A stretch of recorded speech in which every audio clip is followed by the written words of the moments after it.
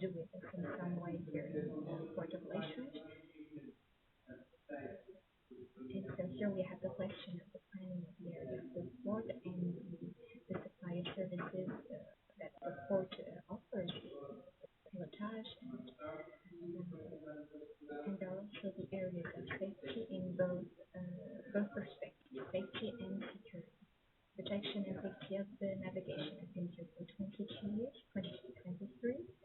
I've been in the pilotage space doing some mixed maneuvers in the area, port management, and what I would like to speak about today, I know that during the last days you've been speaking about more conceptual matters of the logistics of the supply chain, of the distribution chain.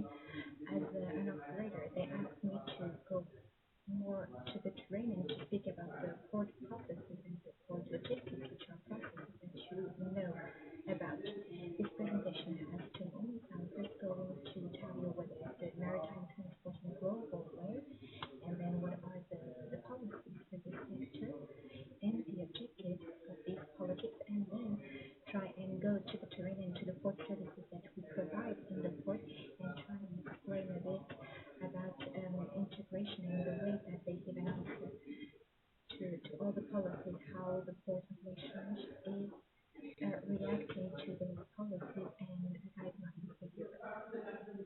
I was now presenting myself. We already know each other from the last session. The most general objectives are the management of operations linked to maritime transport, and in this case in the port, and then the skills that are more particular, the critical factors of success or lack of success in the chain, the control and management systems, and the single window directive. And this might be the matter that most interests you and you're closer to, because you work with us every day in the perspective of the outside operation, and it's a good way to see how it works inside. And then we have here the deepening of the questions about the information management system, and then the maritime engineer, who is our computer director, will speak to you tomorrow. The 2 themes of the SLW, so here we're going to establish the 2 concepts and try and see the difference between one and the other, because we have lots of colleagues here who are linked to the operation and who work daily and who still confuse the PSW and the LSW. So we're going to try and establish this concept and try and see how we got there by the model of national reference that brings the concerns of Europe for the sector of maritime transport, the working principles, the integration of port services around the aggregating platform that is the PSW, and then the concept of e-maritime that is kind of umbrella for all these questions, but that brings as well an actor that in ancient times wasn't so much mentioned, that is the ship and the maritime transport from port to port, and try and present it here as one of the parts of the chain in terms of maritime transport. I'm always speaking, our colleague who has been here a little bit, because if we think about maritime transport in its conception, there's no doubt when we mention nowadays globalization that it is a vulgar world. We mention it everywhere, but the truth is that if there is some industry that is global, that is maritime transport. We just have to look at the essence of the work. The ship goes around the world. And so it handles here lots of realities, and a substandard port up to the most evolved port of Europe. And so it takes and brings back some knowledge, and there's exchange here. And so maritime transport is probably one of the communication themes and information technology pillars of globalization. We can see this here in Portugal. We take and we bring back here lots of information regarding the supply chain. Clearly, I'm going to put everything so you can follow. The need for raw materials and crude oil We also have the state-of-the-art technology in other parts of the world to transform products and to bring them to the consumer center. And this has been creating here in maritime transport a dynamic, especially during the last years, where we tried to delocate the centers of production and consumption, so they're much further away now, and there's a great importance here of maritime transport as a way to create this interdependency and this interconnection. What we're doing here today is training, but through this center, thousands of other colleagues have been in other ports, especially pulsing an exchange of information, and that makes society evolve. So here maritime transport, we have some ships going to one part of the world to get some food oil where products are transformed and made ready for the consumption. And so there's a need of transport, a long distance transport with a very big dynamic nowadays. But all of this has been possible clearly and without any doubt thanks to something that is your generation, and that is communication, information systems, and of course the internet. And when we speak about internet, I here put this little icon here of the digital ship that takes into account this topic, because the easiness of the ship to be able to work it, well, it's not always easy. Even nowadays we can see here that we have a great innovation. Nowadays we are able to communicate by phone from the ship at some prices that are still important in the exploration of the ship, but the truth is that there is communication nowadays. Finally, how long sometimes do we have to wait for a radio communication from the ship to prepare our story, and the other way around? The stowage has to, well, mark ocean cost, then the communication doesn't reach. So if we think about everything that connects the easiness to communicate from the ship to the rest of the chain, it's indeed a very important step. 2 days ago, we saw a truck of oars, and what the captain asked for me was to be able to take an iridium, that is a solar phone that we don't have here available, that we had to get from Spain from one day to the other, and rent it for him to be able to communicate. So when we speak that this is a vulgar thing, no, it's not. It's a vulgar thing that is applied to this ship, where there's several posts there, satellite communication that allows the communication, but the costs are not so competitive nowadays. An important fact here is, of course, the elimination of trade borders and, of course, the production mobility. Besides, all these are things that we know, but production mobility is a great dynamizer of the development of maritime transport, as we know it. And here is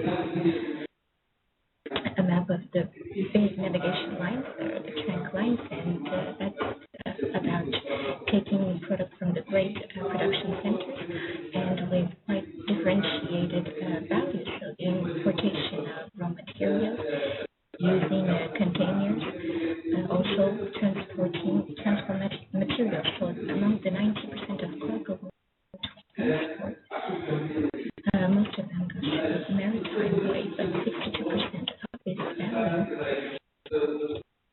is in the container ship chain due to the value that it has.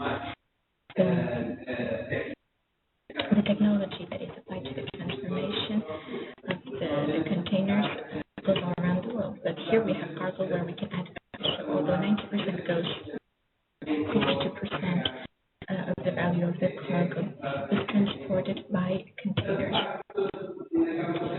In that conception that we must know, most traditionally, of course there's no other way to transport great volumes of merchandise from two ports besides maritime transport. And you know that with the containerization, we transfer more and more to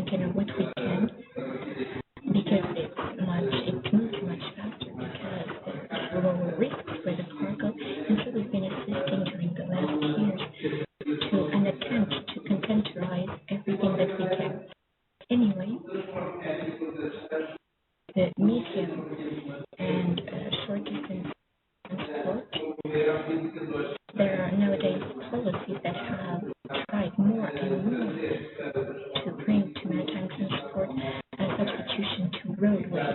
Of course, the roadway has some arguments regarding the quickness, the time it takes to load a container with 2 calls, but in terms of what are the costs and the cost for the environment as well, the maritime way is still very competitive, even because the ways are there. They're not always in the best state, but the ways are there. But the roadway requires some infrastructure. Roads sometimes there are accidents, maintenance, and even so, we tend to assist to, especially in access to the port, some accumulating some difficulty in managing accessibility.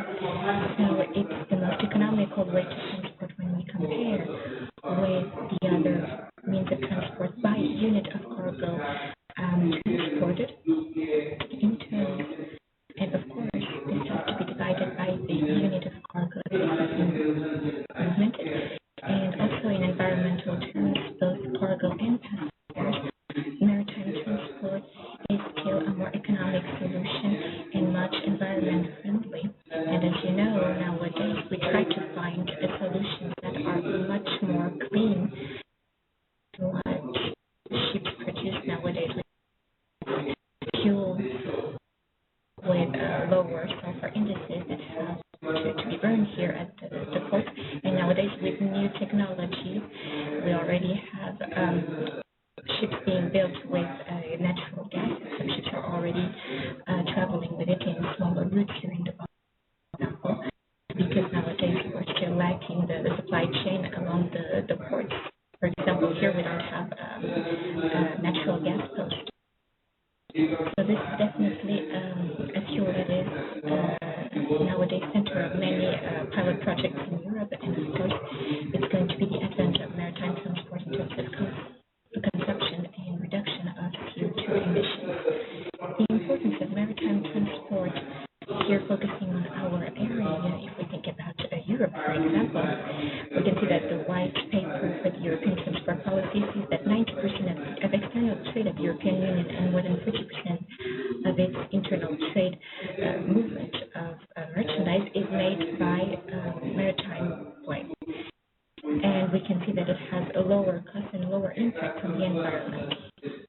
Of course, when we mention that kind of traffic, we see that here in our area we have a project, well, several projects that are worth approximately 75 million euros for the Douro River in Europe. Lots of inland waterways with 1,000 kilometers of channels and rivers have been used for the transport of merchandise. And here, this is what we call internal trade, and the Douro River has a set of projects, and which are called the Douro Inland Waterways, and we're trying to make ballast improvements to make it easier to make journeys in these margins of. We have currently 208 kilometers of river, and so we need to try and improve this attempt to get the movement of the by ship instead of the roadway. This evolution of modal distribution is one of the objectives of Europe. We're trying to make this transfer.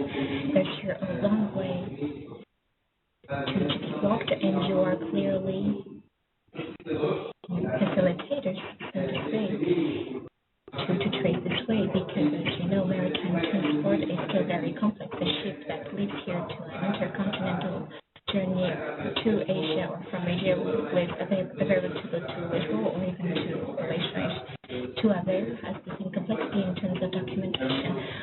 Meanwhile, a truck leaving here with a container with a single document, the invoice with the value tax paid, it can travel without any further documentation. A ship going to Aveiro has as much documentation than an intercontinental ship. When we speak about trying to eliminate some obstacles in terms of administrative nature while trying to erase this difficulty. Of course, customs still play an important role from the part where the ship has the port to go to the sea. And so we're going to try and see how, with this concept of maritime, some of these things are evolving towards this facilitation. Obviously, all of this to follow what have been the concerns of transport, that is to improve the trace of cargo. It's quite clear here that for Europe, maritime transport has been a catalyst of economy, and it's clearly associated to maritime industry. You are part of the maritime industry, so am I, and this is an important resource of employment. And when we speak of employment, we speak of creation of wealth. So there's an important focus here of Europe on the importance of maritime transport for the economy and for the development of the countries themselves. It's been introducing during the last years these concerns and this will to improve and to make maritime transport more competitive with everything that's been occurring in terms of discussion with Europe and with guiding documents, and sometimes in a more advanced phase, the transposition to national legislations of these concerns.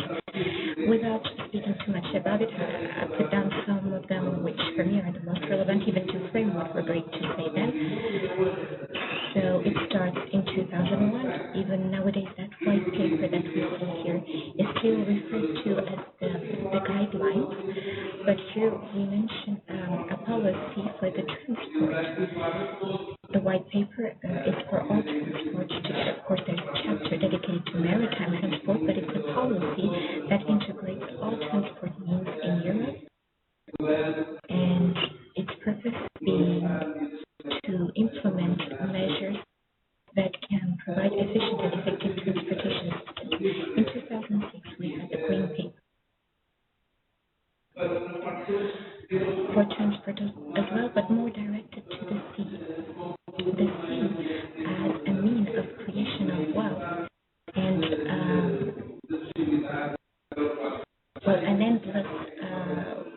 an endless source of possibilities. We have here a more holistic vision. We'll try to see the sea, to fishing, to entertainment, to maritime transport as a chapter, but also looking at the sea as a global way and trying to see what has to be done for us to attain the purpose of having the sea as a source of wealth and of value. Then we have a revision of the white paper, and we want to maintain Europe in movement, and we speak about sustainable mobility. And here we have the concerns about transport sustainability, not just environmental, of course, but in the 2 or 3 pillars that frame sustainability. But indeed, here we try to give an idea of a space, of an European space for the maritime transport. And we mentioned the short distance maritime transport. We know it very well, that is ships that don't leave Europe, that have a given journey, that have a given frequency, career as well. And so we try to create solutions for intra-Europe transport and try to establish the concept that you know nowadays of communitary cargo, and then associate it to the facilitation of transport documentation, as we're going to see it a bit later on. But in 2009, we tried to guide the strategy to maritime transport, and we established objectives for maritime transport for 2018, and we reaffirmed the need to make it more competitive and to improve environmental performance. And in 2009, that is very important as well, we established an action plan, and there are some things that we speak daily that are in this action plan, and we're going to try to bring them here and try to show this evolution. So we have here the establishment of a plan and an interesting concept, that is the concept of European space without borders, both in the internal market extended to intra-EU maritime transport. So it's not just about simplifying the transport, the intracommunitary transport, but also its relationship with third countries. And we try to speak about the simplification of administrative processes. Of course, they're not harmonized. Each port used to have for its own documentation. Ports that were nearby in the same country along the same coast have completely different procedures. And in the first phase, we wanted to simplify and harmonize by paper, and then legislation was going to make it mandatory to have an electronic at a given point, to have a paperless environment and to try and do it by electronic way and try to relate everything electronically. Then deepening this concept, we have this blue belt, and here it says that it allows vessels to operate freely in the EU single market, but also coming from third country ports. And here it looks a little bit like the concept of regular career where we try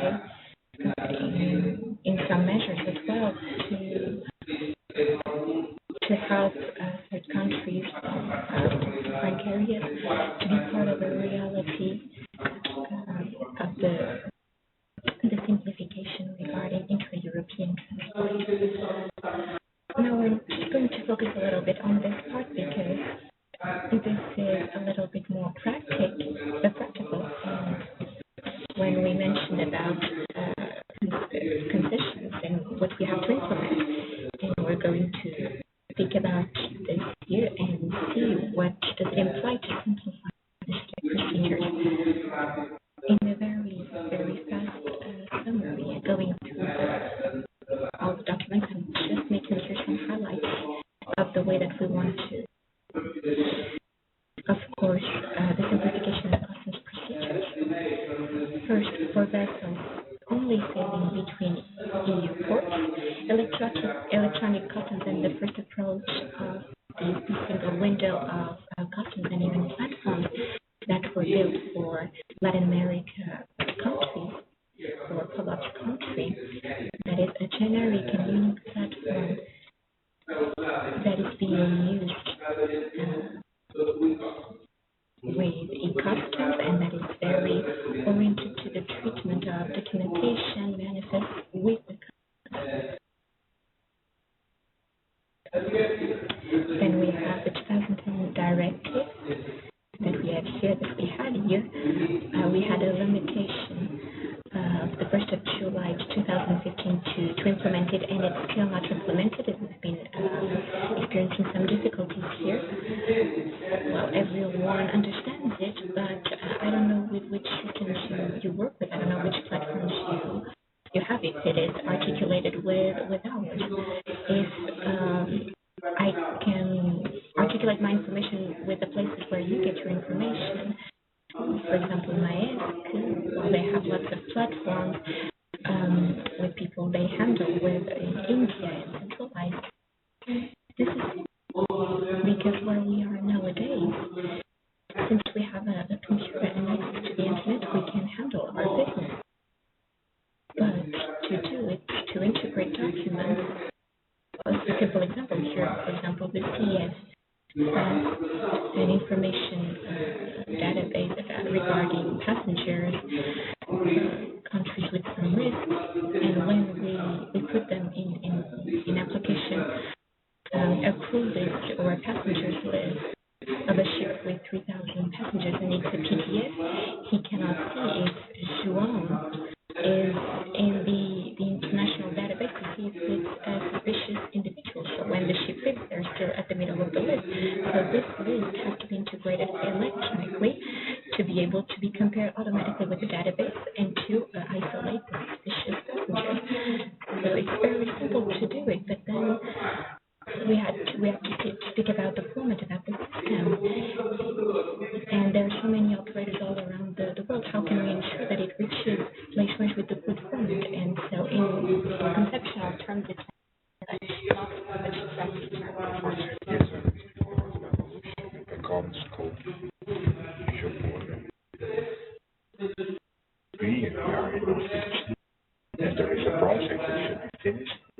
HANA, which is an European project, just to make agile through an integration of the SW and 3,000 people and division, but it has to be digital because of the French service, because this is not, you do not have to ask for an agent that has 3,000 people by hand or by one, so we created an Excel sheet with a format to agile, to make this process more agile, which is an European project that has ports that can invest quickly, that has virtual implementations and political wills here and there.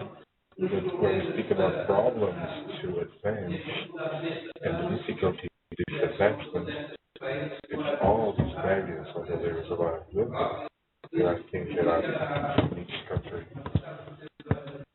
I was here when we were working for as well, the new container terminal, and we see what it is to start explaining to the beginning.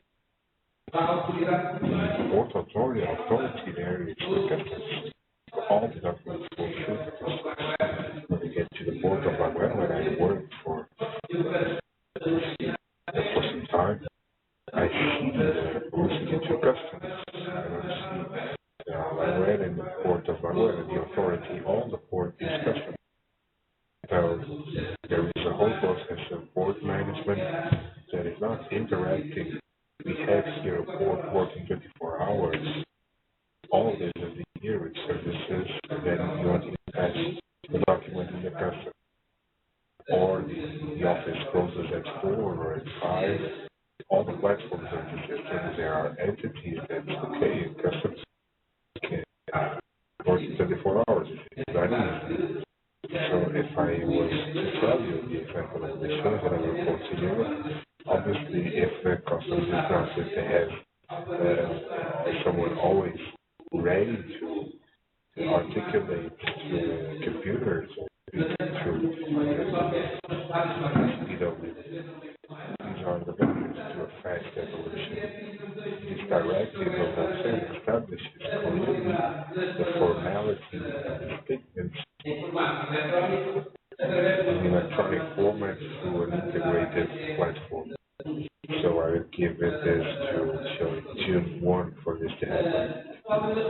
More than the administrative simplification for ships while in ports of the European Union, we are addressing third countries also to ensure the improvement of the electronic transmission data centered in systems and equipment of control, because if we are to open some facility at a ship that's here near the coast, it comes from Lisbon and it goes to sea outside of the frontier, and then it comes back again, it has a usual behavior, no transshipment, no other ship was involved. So the customs said that if we can control the truck goes on the road, then I would ask them to show the slip and the ship goes to the sea. No, because we can control port eventually. We needed to develop this part of all the projects. We needed to develop ways to fiscalize, to monitor, as well as the air traffic sequences from the departure point to the arrival point, trusting the systems, and trusted to work. Made in a chain. So you will see safety next, BTS, with this conception of vessel traffic management and information services. And so ensure the improvement of ships and monitoring traffic for this reason, but also for reasons of safety, as the airport ships, where we have 200 ships per hour, of course, that the ships that come in and exit at a certain moment, certain lines, can become complex. So, of course, clearly there is the need to create ESPW as a platform that you will see ahead that brings in concept almost like our citizen shop or single counter report. A series of simplifications here that are made difficult for ships on dangerous cargo. It's easier for transporting Suffices to say that a container of explosives with 30 tons can go in our cities and in the nations. We do not take containers with more than 1,000 kilos of explosives. There is a huge difference regarding the competition. All of these things are debated and are on the table. All these policies, of course, are within the concept that is as an initiative known as the Maritime Initiative that congregates all these policies as well, and the action plan also.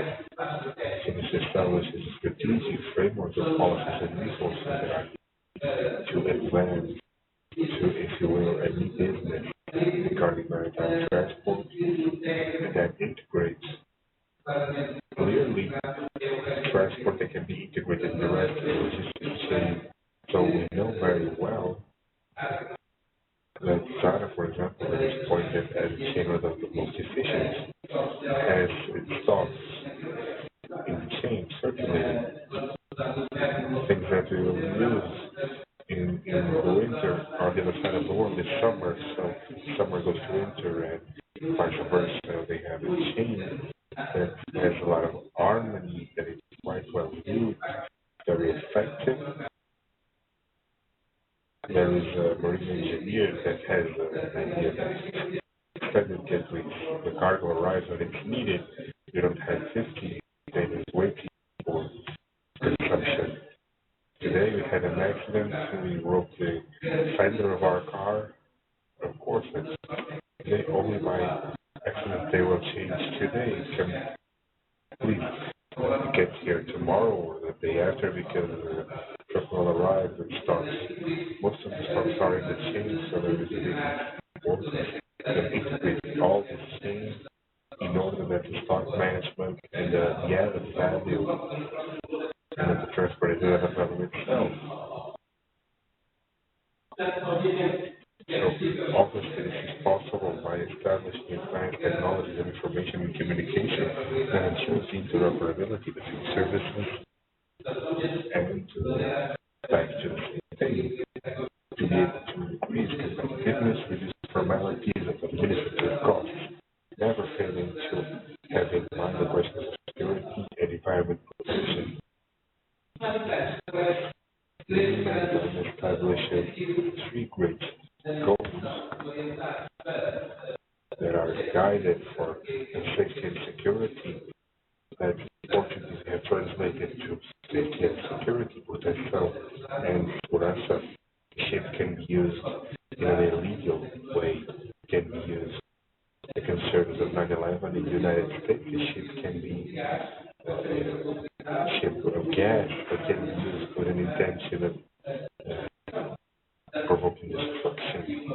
There is a concern here, clearly, around the protection throughout the chain that has made everyone responsible in the sector by ensuring that all the chain level has a certain level of safety.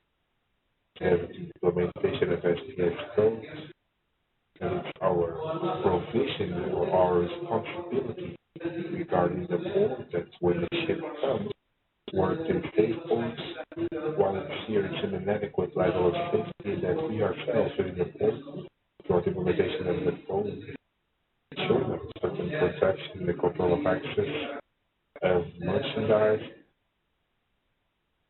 and goods that are implicit in the implementation of the SPS code, but clearly it is important to say that this is our responsibility regarding what is our part of responsibility on the chain.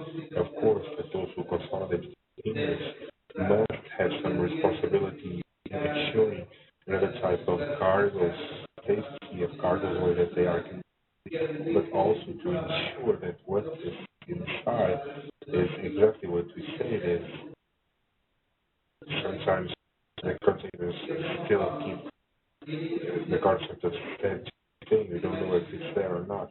So it's not possible on the volume of containers that we have around the world to have an import and put it in Canada. It's not possible. We would stop and report by doing this. So customs here have by sample, and because they are connected to intelligence, be able to It's called risk assessment, and they open typically only when in fact they see that there is some problem there, there is another work here. But new companies have established and have great exports, which is new in the field, but that's some work that is outside of our scope. So a great concern are three great goals. Obviously, competitiveness and effectiveness and transport, and here is the strategy for the maritime transport. And something that's very interesting, which is a human link.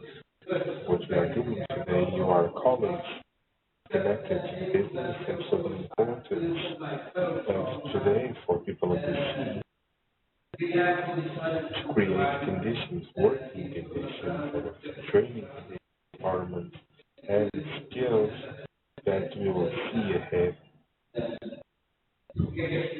Why we have this concern.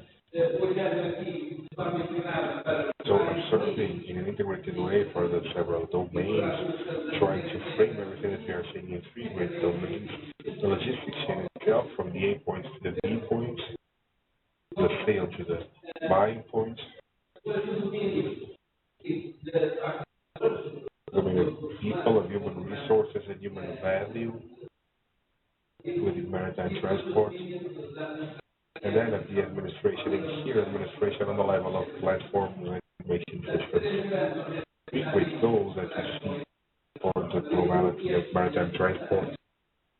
And this drawing or this scheme comes from the European Union. This is a picture of the initiative in maritime, and then that's why the specific goals guided for this area is to promote the skills of responsible people and of the partners that work within the maritime transport, improving clearly and optimizing and making it efficient, shipping ports, and then also what we just discussed here in the ship, and we will see how many ships are different in the last decade or in the last 5 years, what it was 5 years ago and what it is today, what are these concerns and concepts, and also the integration of all chains. These are the goals seen in detail. So when we speak about human factors in maritime transport, there is less and less people with will to go to the sea. It's a complex, complicated life. We are away from the family, so Europe has a lack of people. I can tell that some ships have been tested as no crews there. We have the Philippines, Russia, but the Russian development of their own societies are more demanding, and it's like the sea is not for everyone.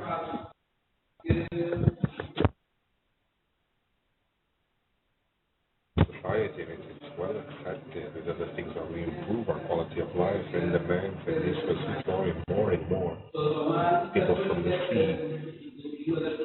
Now, one of the concerns today is establishing again conditions in order that the nautical teaching and people connected to the sea can be again a resource that's quite scarce. On the other two, I started with the other one, but to close it here. But here, we will see different point of view of the strategic objectives, integrated control systems, operating intelligence and performance surveillance and monitoring that we need to implement the navigation concept, bring an internet and the way it communicates inside the ship to establish platforms of communication and reports that are more broad, which is safety net, and I will explain to you. Part of our work is paid day by day on the safety net when we input a container of dangerous cargo and a manifest of dangerous cargo delivered or within the application. Here it is deposited in this cooperative platform of Europe.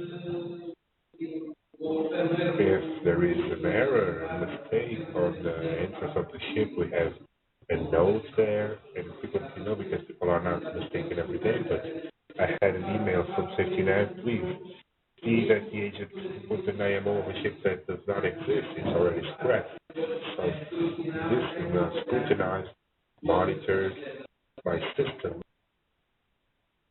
In case it's safety net, which is in the EMSA, European organization, and it has its headquarters in Lisbon, so it's near us, working with us also. So e-navigation, 16N, L8, AS are names that you've heard of. Maybe you don't see the importance that it has, these concepts. I will show you a little bit about them. To implement, as you saw, we all have GPS in our cell phones. GPS, these are systems. As you know, from the United States, Europe has its own system, and we keep speaking about GPS. There has not been a usage of our European systems, a little bit pushing this for usage, and it's more and more of Galileo, and the integration of this risk of safety and an integrated management of the risks themselves. As I was saying before, a ship in the sea, there are no also through navigation and communication via satellite that we are able to see that the ship is integrated in this broad system of cooperative working platforms. Just your remarks, I was told you about the Meridian. There are a series of satellites or constellation of satellites that are guided for positioning, maritime navigation. And so these are no geostationary, they are always orbiting, and this European one, we have the Russian and the GPS, which is the American one, and then satellites are geostationary, that has to do with communication used.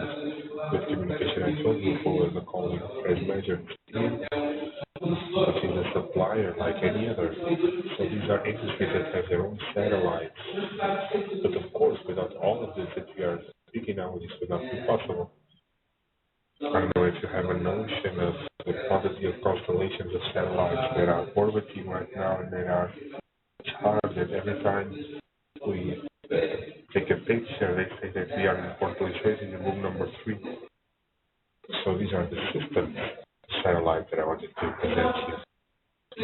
So the e-navigation is to bring to the ship systems that can interoperate with inland ship when it came out of a port, and a port has a relationship with the coast, communication and position of the ship without it having an importance. That inland we know where the ship was regarding safety of the ship itself.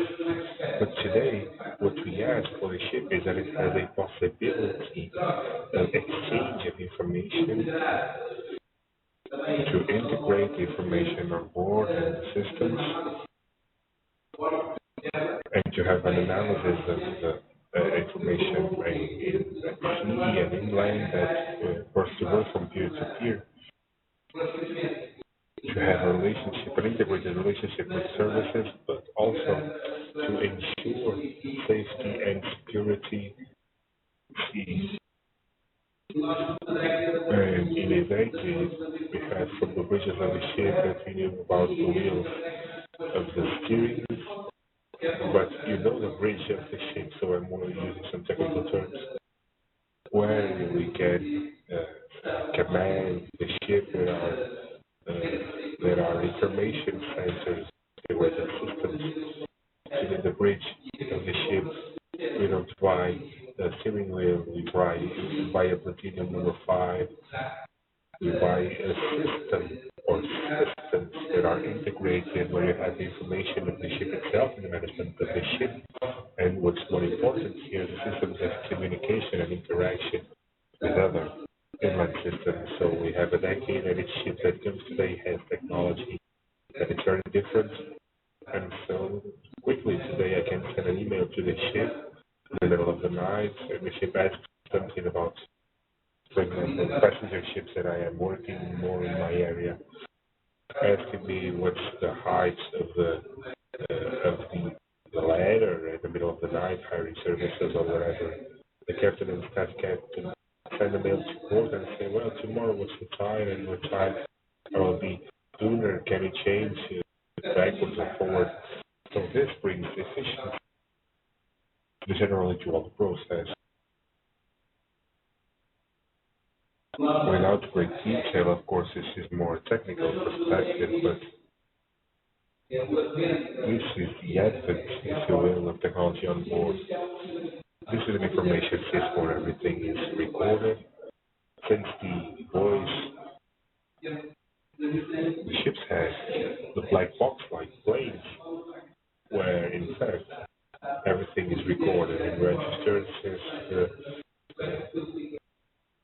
diary that can interoperate with the inland systems. These are important, these are systems on board. But the most important that brings us to the port and to those waters, the AES, the system of information of automatic identification system, the ship when it's here near us, we have the system of automatic identification that interacts with the ship and identifies it when it gets near to the shore in our area control.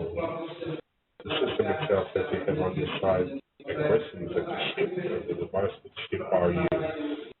And then we have the identification, the IMO number, and this allows us to know that the ship can immediately be identified in the screen with its name, but more important than this, and for the business that it comes to our database. Identifying the ship that we already had programmed and parts of the, for example, of the SPW forms are already filled with the length, width, drought. So this has a relationship with the ship. It's also an accompaniment, as I told you, where we can see online and already.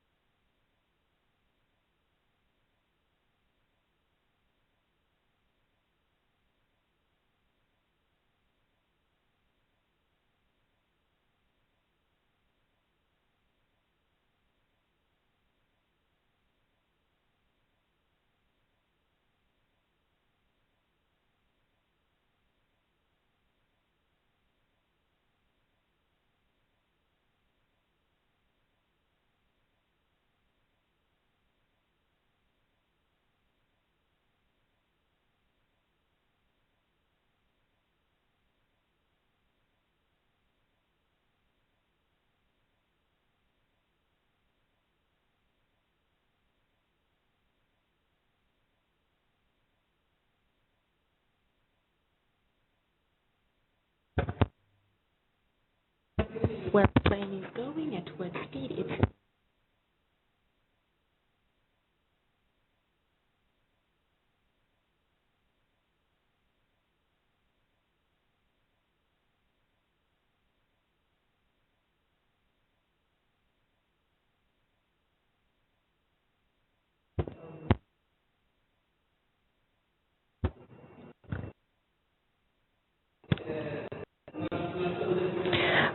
not trying to implement it. It's a public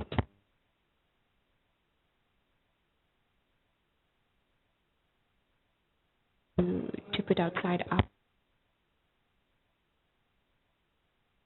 make it available online. The ships are arriving. We can click on the ship, a window opens. We can have all the information. So we have a Triport system here.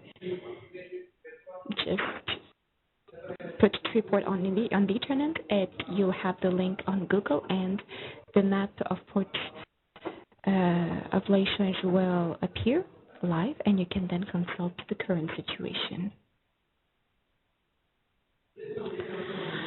These were very complex things a few years ago, and nowadays it's indeed quite simple.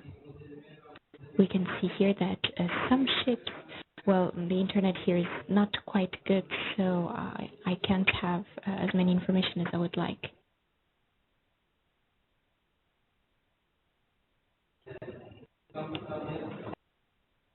The system generally has an identification, but I can't see here. All of this just to tell you that these tools may seem very simple, but they have a huge regarding the business of the port for people who have services to provide, for people who have responsibilities. Of course, this is a set of tools that make the process much more efficient and that reduces a lot the costs. If well, AIS also makes it available to transmit the manifest of dangerous cargo with the information of the ship, the physical.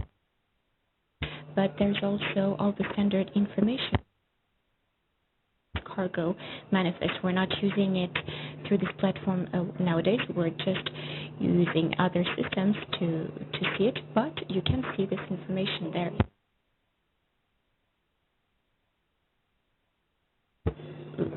Later.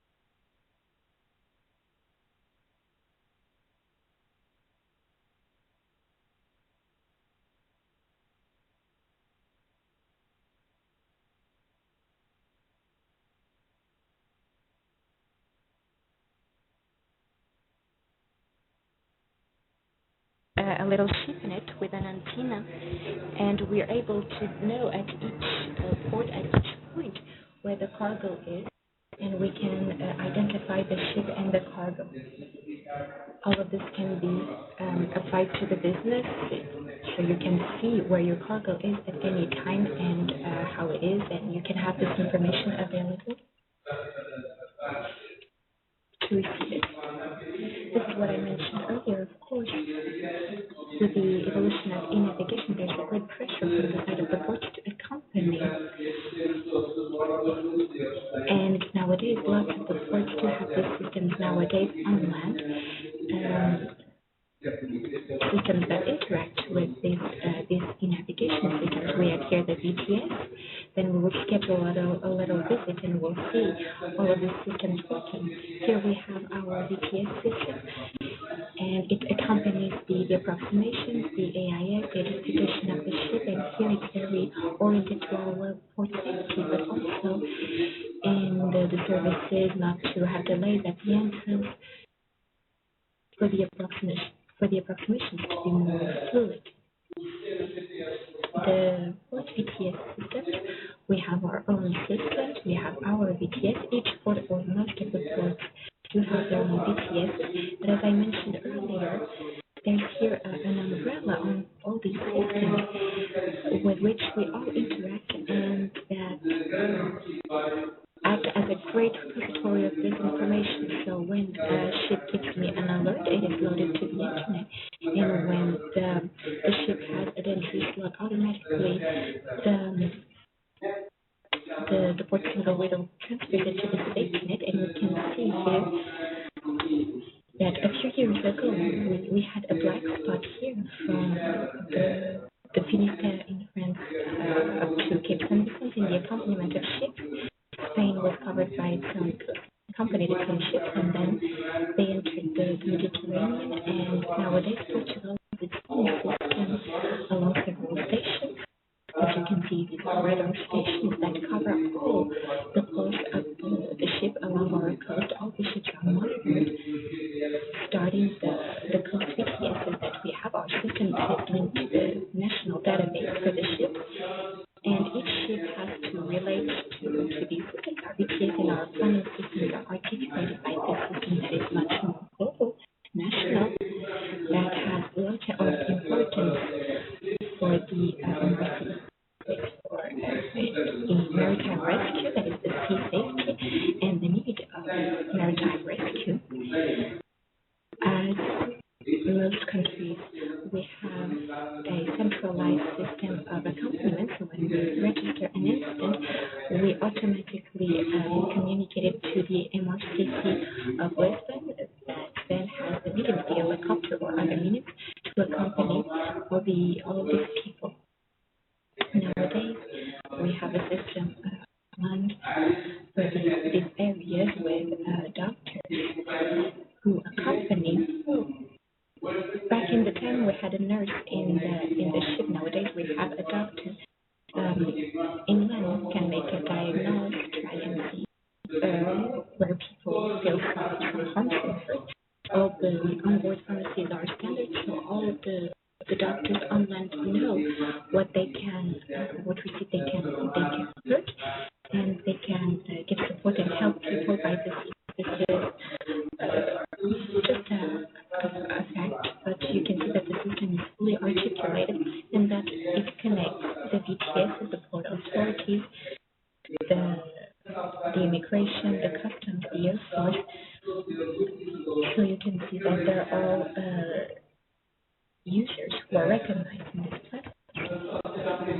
We can also detail a little bit due to its importance to safety net.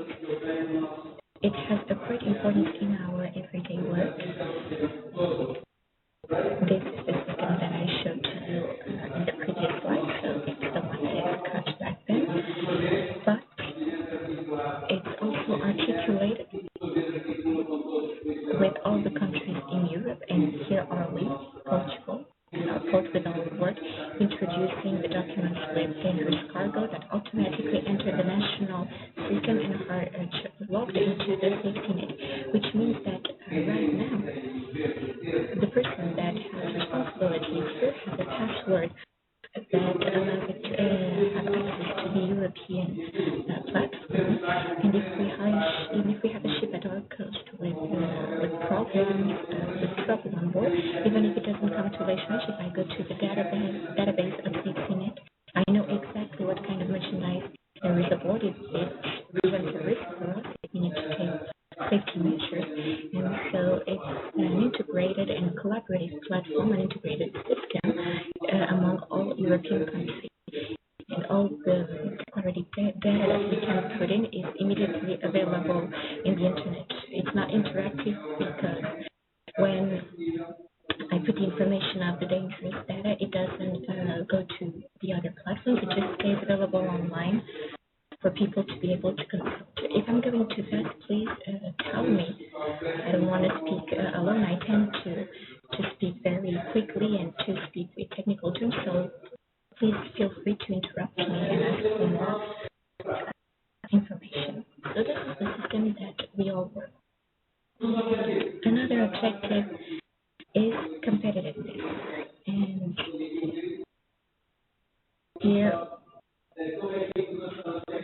want to tell you how the innovation of technologies can ensure the improvement quality of transportation services and facilitate and reduce the operating costs, offering a door-to-door transport service. At a given moment, we'll see in the next slide, at a given point for all of us, it's very clear that a ship makes a journey between two ports, the departure port and the arrival port. You would unload the cargo in the terminal, and everything would be done, and someone would pick it up. The customs would get rid of the cargo. Not very long ago, in some ports, the cargo can stay 4, 5, or 7 days waiting before they can have the authorization to leave the port. And so this was going against the attempt to create a fluid system in the logistics chain, starting from one point and finishing in another, without having to stay at port for several days waiting for customs, which makes it very unpredictable for the supply chain, and it makes it unpracticable to be competitive, and it's also increasing the cost. This concept of port-to-port has been a bit generalized to the concept to door-to-door. Why? Because for many years, maritime transport companies or maritime transport operators just had their ships and they operated them, loaded them, unloaded them in other ports, but they came to realize that there was a whole business then besides the ports. There was the road transport, to the delivery at the customer's house as well, or to pick up the cargo at the cargo after the consolidation at the freight company. And so they've been enlarging their action not only as maritime transport operators, but also the roadways where they establish where they have to go get the container, consolidate it, deliver it to port,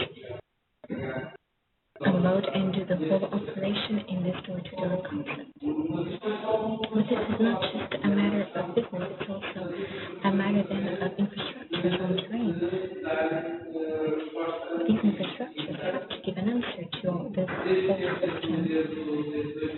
And since 2001, and in the white paper, we have this concept, this fluidity, and we want it to be some sort of motorway of the sea. This is a bit the concept we're working on today, the intermodality, and it's to ensure that when a ship arrives, someone is there to unload the cargo, the customs already take care of the cargo, or it was already been taken care of, and it has to be unloaded from the ship and move on to another means of transport and go on to its destination. This is the concept of intermodality, integrating clearly the railways and the inland waterways and the roadway as well. For this, we need railway and port terminals. We need container terminals for roads and railways. So it's important nowadays to try. We're trying with CP Cargo. We have another point here next to the Port of Glaciers. We only have 1% of containers and very little come by train. So we're trying to build a platform where we can have a terminal where the train arrives with the containers and just goes down 2 kilometers and enters the ship. So this concept is going to create some pressure, to create some specialized terminals that can make it possible to create this intermodality. I have 2 examples here that I found very interesting. We have here this idea of ro-ro ship where the trailer comes from the customer, enters and exits. It can be the most illustrative example of what we're trying to do with intermodality, that is this fluidity. For example, here the Coral Freight has trailers, but also containers and they just, it's the role of principle, and so they just have this fluidity that we can see here. There's a great curiosity here. If you look at this roller ship, you can see that there is a railway platform inside the ship. So there's the lateral platform to accept trailers, but there's also an access through railway to receive the convoy. I brought you this example because for people who are more connected to this, it translates exactly this intermodality. Trains, trucks, everything can enter the ship, everything can just stop inside the ship, unload, and go back to its own way. So this is a very interesting image of intermodality. This perspective of ports having to give an answer. We work here in this port area, all of us, so the port node is a node of the logistic of the supply chain where it's very important in this situation, whether it is multimodal or just intermodality, the easiness transfer to one means to another.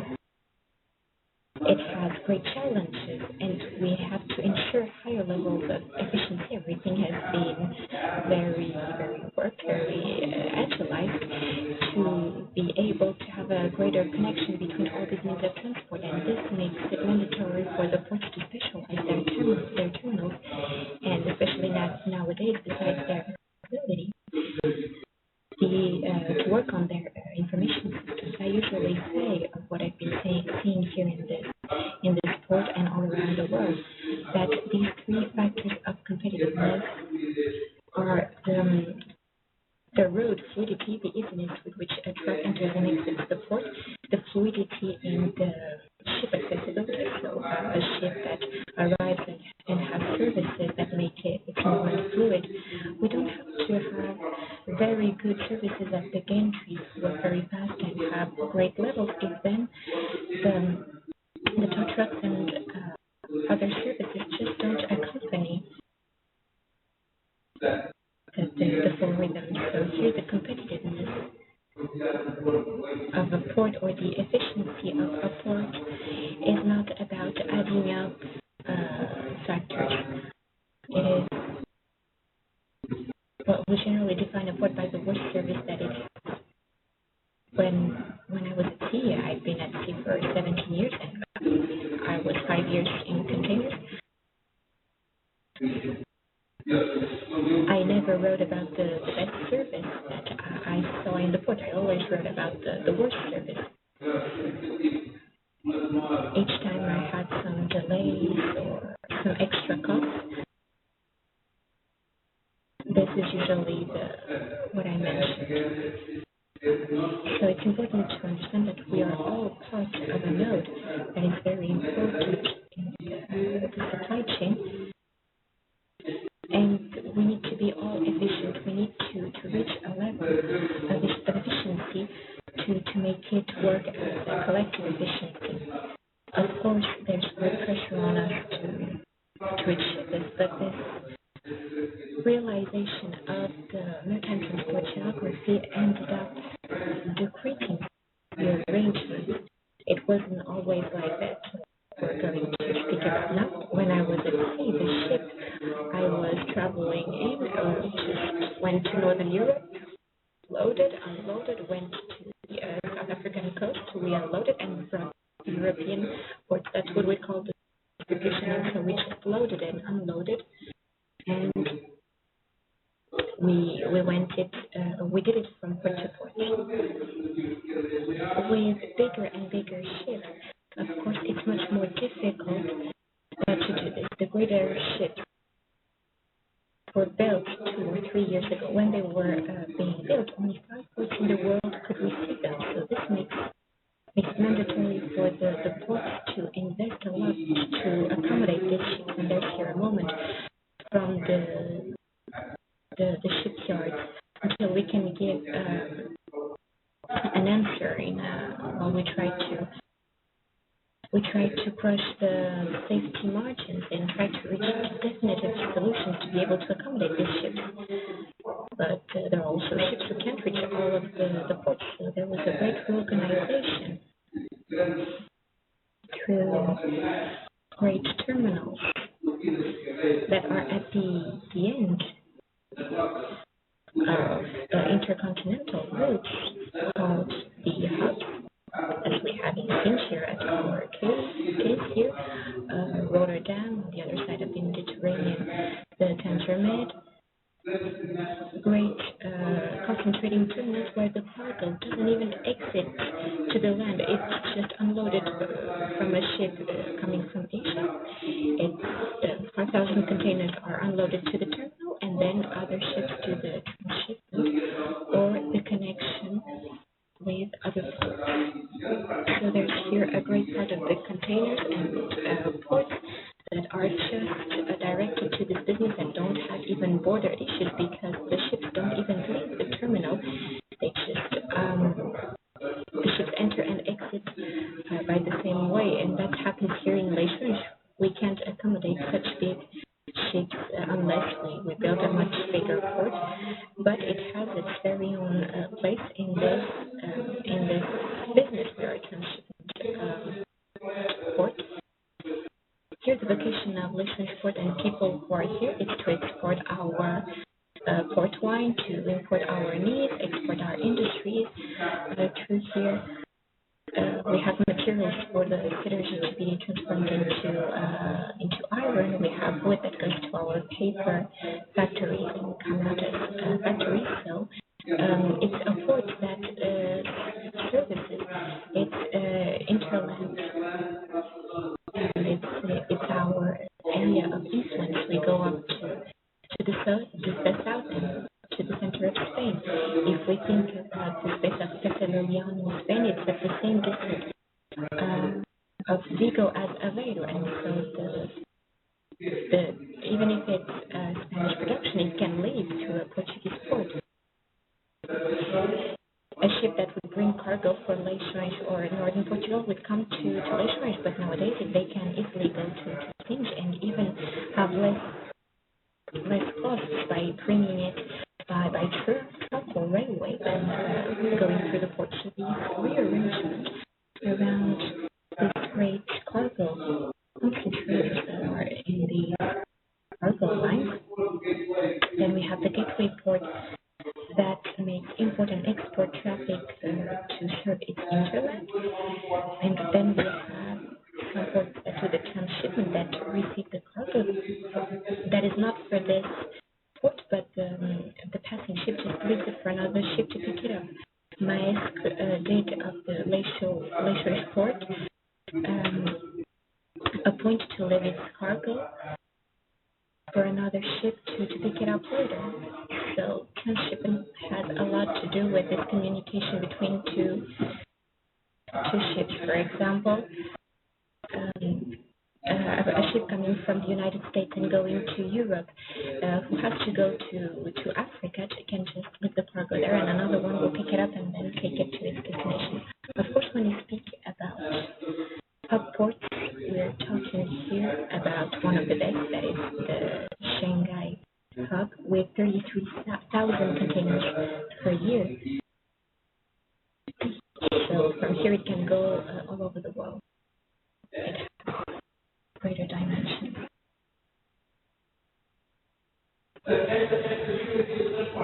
This transport geography, indeed, we have here the circle equatorial routes. We have that go through the Mediterranean, through Panama. They go around the equator without going way too up or way too down, and they're leaving their cargo in concentrator ports. And then we have here the north-south commuters, that is ships that go from north to south, and then we have the east-west commuters. It doesn't matter much, but these commuters can be symmetrical. The ship has always that same journey with 4 or 5 ports, or they can be asymmetrical. They can go to a few ports and then just once in a while to another one. There's here a map of how the maritime transport is distributed with the main transoceanic many careers, the great journeys around the world, the bank has shipped to the connections here. So here, each port tries to find its own vocation, comes to job. Of course, when we speak with great concentrations of cargo, today when we speak about the logistics system, of course we speak about great areas also near ports, and obviously logistic platforms that are guided business as a port. As you know, Lishuis is an example like any other. Lishuis has two poles that connects us to the ports, 1 and 2 with 20 foot. The infrastructures are built already. There are a lot of warehouses that will bring added value to the cargo. There is a lot of equipment that was assembled for export to be in pieces because you could not circulate. But today we can assemble it in this area. A lot of cars that are customized, that have different headlights, different fenders. And so each port or each country has its own customization. So these areas of added value, it's a great concentration of warehouses that were in charge of saying to the wine producers, don't worry, put your wine here and don't be concerned when you want to export and the customs subject to the cargo is already dispatched, ready to advance, and you just say to them, well, the ship is here, please put 5 containers of this type of wine or different brands, wines. So the conclusion is that to integrate that logistic complexity, having it there at the last minute, there are containers that they need invoices for some boxes of wine or because there is a client asking for it. It is quite complex and it's right on time that logistic platforms tend to be localized near the port area and that they tend to in fact generating some business there and movement with added value to the operations and to the goods themselves.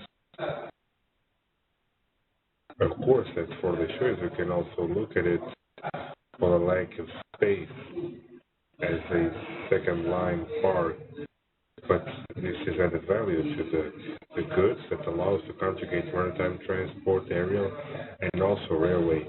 These platforms would have a railway terminal in which a cargo that arrives that connect the railways has a terminal to a full distribution either for the port or it's received from the port. And that will bring us little by little to what is so-called an operator or logistic integrator. When we said before that the cargo that comes to Leixões does not need to come in a ship up to Leixões, I always tell this story about the Amorim, the cork manufacturers. They have a factory in Feira, and their movement was through Algeciras because they thought that the port was expensive and effective, and so it was cheaper than the cost to bring the ship here to take care of it in Algeciras, and then we had trucks, bringing a fleet of trucks to bring the product here. I will not bore you with the story, but after an integrated visit that they had here with a colleague that works here and a navigation agent that is part of the group now, the port is expensive. And then, well, how many years have you seen it? When he came here, he had a visit, and I told him after lunch, we'll see when he visited the port, when he saw our center, what he knew before. Chip coordination and the prices that dropped 64% from 10 years to now. That I am amazed because this is not the port that I knew of. Well, speak with your logistic operators, and then we had a visit with the operators, all of them national, and then we had the administration. And of course, this is our work, this is our business. Just to tell you that today your port just come to the north because there's cargo to the north. Logistic operator knows that he knows how to add input speed and it controls this and bring it by train MSC. A lot of containers for seas are going by railway. There are some containers that come from maritime way that are being transferred for the roadway instead of bringing the ship here to put it in Finch. And in fact, it is a real big concept. And before having some coffee, we started at 2, right? One of the second goals, strategic goals that we saw in the maritime, please don't lose this perspective. We're speaking about the three, and the third one was people. We spoke about first one security, and now we are regarding efficacy and effectiveness, and we will start coming down to our questions of the single window. So clearly the second goal is to bring effective or simplification of the administrative processes and a recommendation for the implementation of the single windows, national single windows, portals, greater usage of the platform in network, and also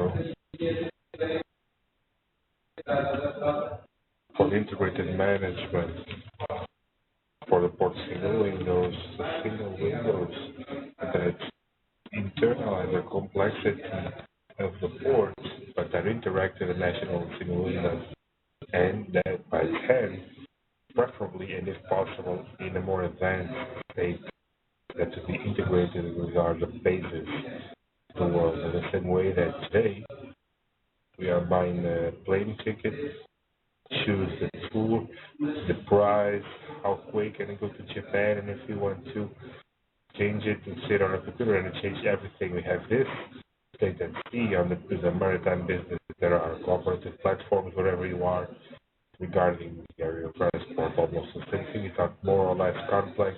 It's in a stage of evolution. And this is what we will see next. So I would suggest that you are tired of listening to me, I'm sure. So we'll have some coffee, but without asking you to, if you want to have some question, make some question, please do. It might be a stupid question, and I say that, well, not to be impolite, stupid are the ones who don't ask, because we have our doubts, and sometimes we are afraid of asking things. So if you want, or if you want to share your experience with our colleagues who are listening to us throughout Europe, please, and how I say, go there also. I don't know if there are some of the colleagues that I know. Vasilis, is he there? And no, he's not here today. From our colleagues who are abroad, how are you? Are you sleeping? Are you guys sleeping, or are you there? Okay. So let's have some coffee.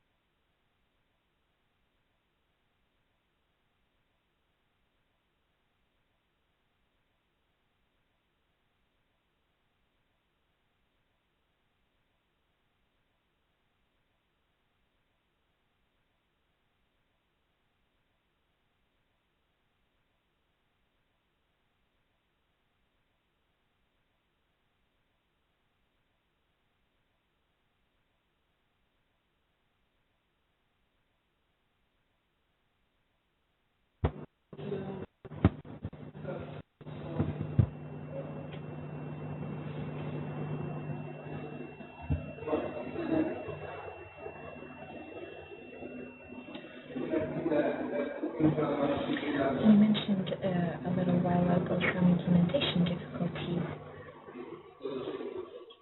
in all the facilitation system, and we also mentioned of these difficulties.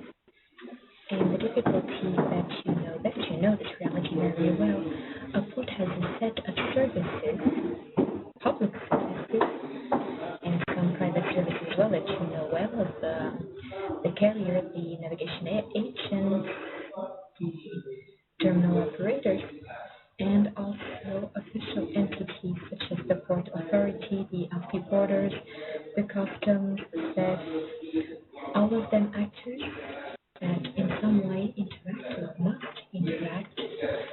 There are two processes that I try to separate: the good process and the ship process. The ship process is everything that has to do with the preparation before it reaches the port, or all the formalities until it reaches the pier. And once it is berthed, the other process starts: unloading until the moment where the delivery is officially finished and enters the other phase of the process, that is the exit, that has nothing to do with the ship, but separating these two port processes.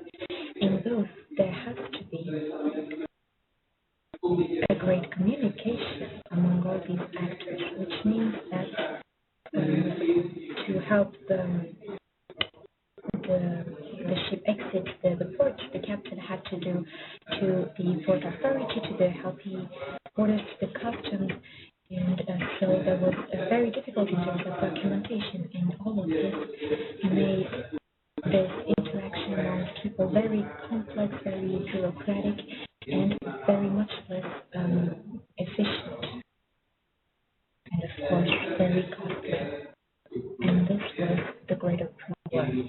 Was and still is in many places.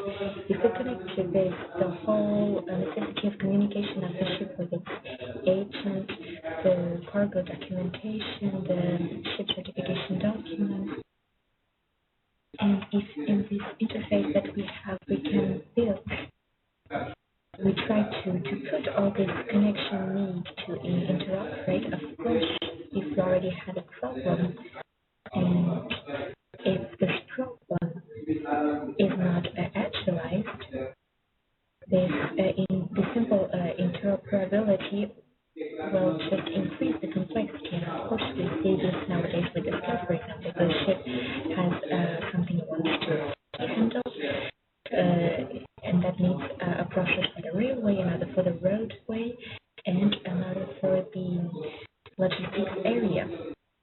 All of them interact. Of course, the train has to go to the platform, to the port, and this is also a problem. If we add to all of it all the other port services that require some organization and that often have to ask authorization to the port authority, to the port, we can multiply this complexity as far as we can go. So clearly, this directive, what it says is that we have to establish unique national platforms that give an answer to the declaration of formalities when it comes to the entrance and exit within the state members. And this was the first step of what has to be done and what the ports have to adjust to create this simplification by electronic way. And so, as I said earlier, they established the delay for the ports and to the state members to implement this directive. Although it's facilitation directive, the international facilitation directive, it's also known as the single window directive, but inappropriately called so because if it is a convention of the IMO about the facilitation of international traffic, and that determined that there's a need to harmonize among the state members and among the ports of the same state, an answer had to be given to this law that became directive, and it was introduced in the national law system, where it clearly said that the directive has an objective to harmonize and that the state members have to accept these formulations through electronic way and have to establish all of this very quickly until 2015. So nowadays in the ports and with their partners, this harmonization is happening and we're trying to give an answer to the creation to this single window directive. It appears as a policy that is mandatory input and that is mandatory among all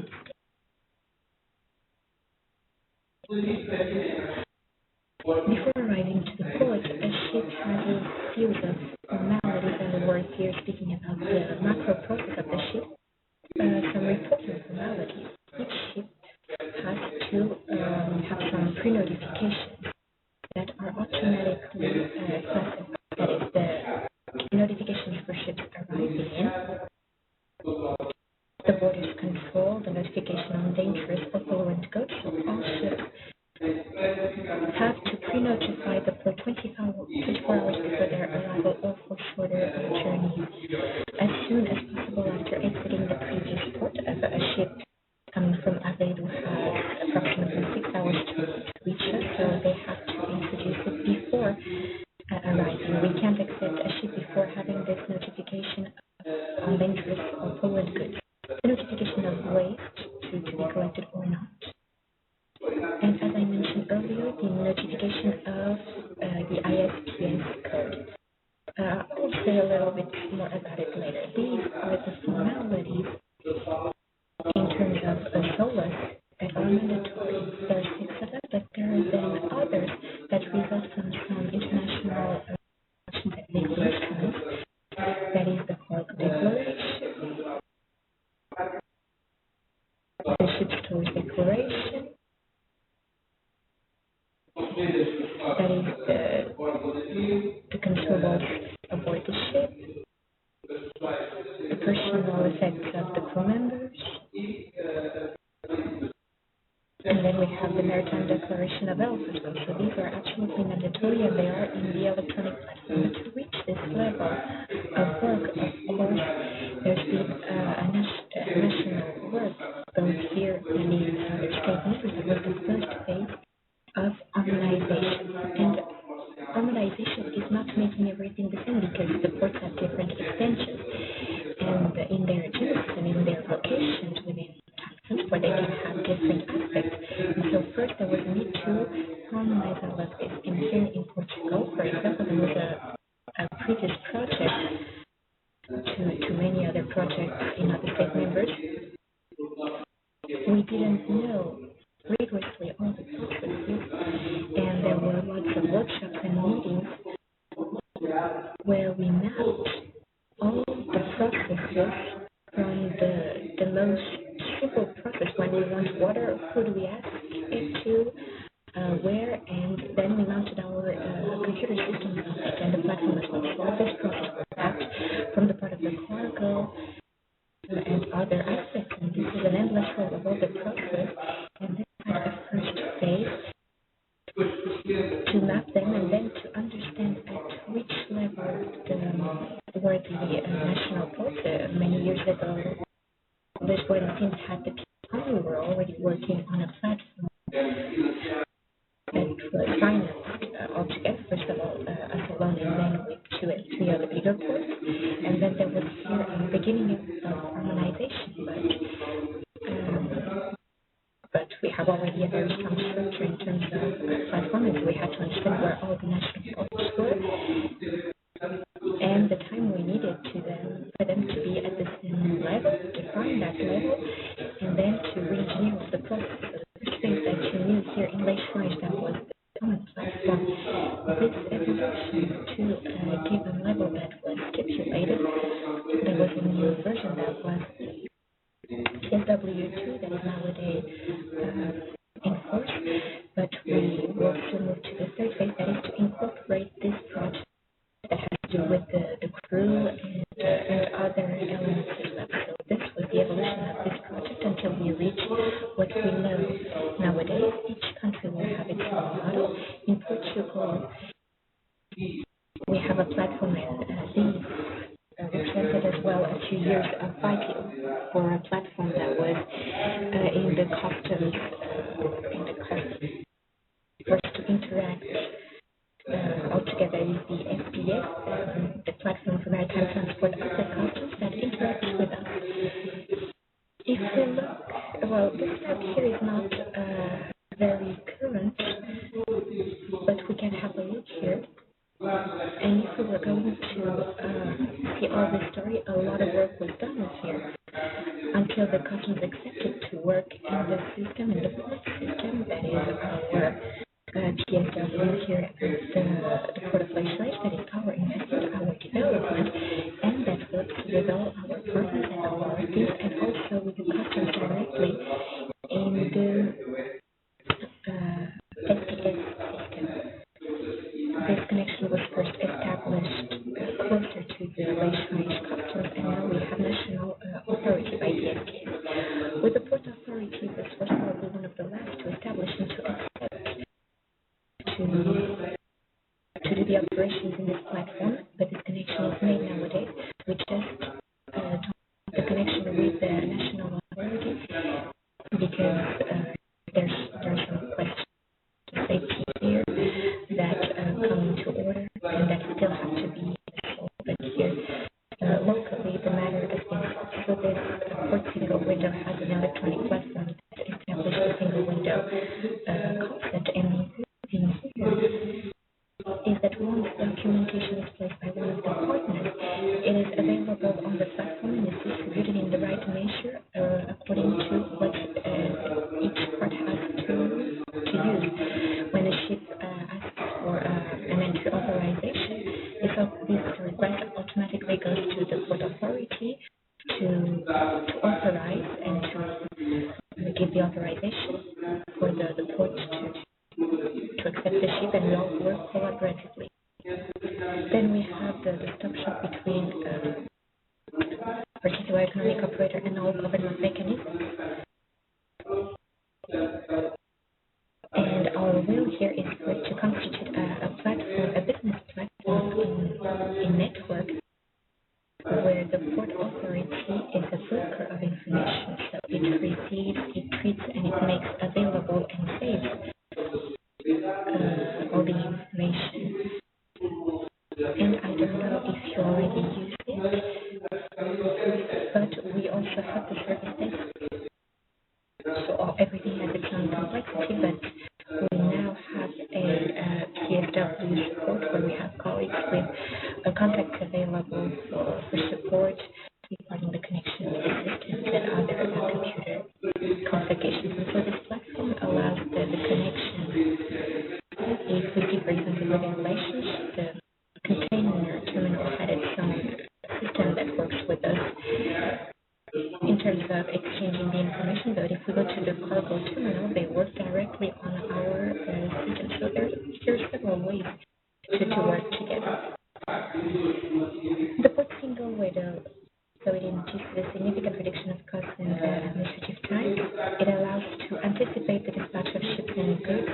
And if there were gains, this was one of the big gains. There are no containers or cargo nowadays that enters Malaysia without being pre-notified, which allows the customs, well, there's a difficulty about the manifest in the customs, and we're trying to take care of this problem, but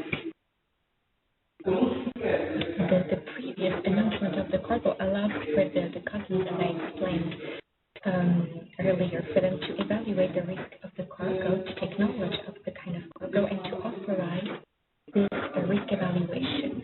Most of the cargo doesn't create any defiance, so to say, but when the trucks arrive nowadays to take the cargo, generally the cargo is already ready to be taken to the pier. If the transport is presented to the gantry, the customs interacts directly with the system. When the container is presented to enter, it receives the customs give it signal to enter, and so the entrance from the port is quite fluid, and the truck basically to stop. We'll see this a bit further ahead. As I mentioned, an information broker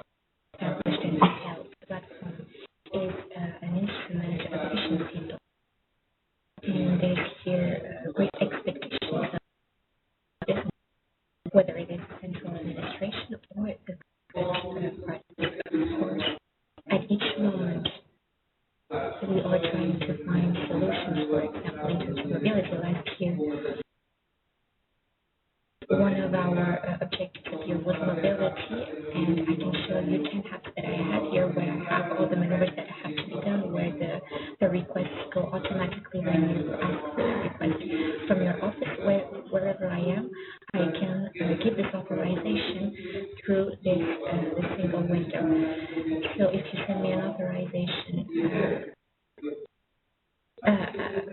during the evening, well, I could only consult it in the morning, and the ship had to wait the whole night and wanted to leave and couldn't.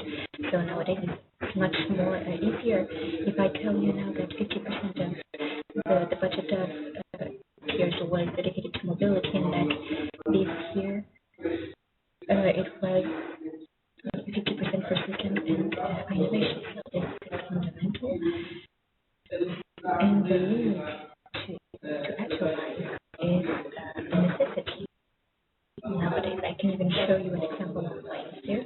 Just after this, after this, I will show it to you.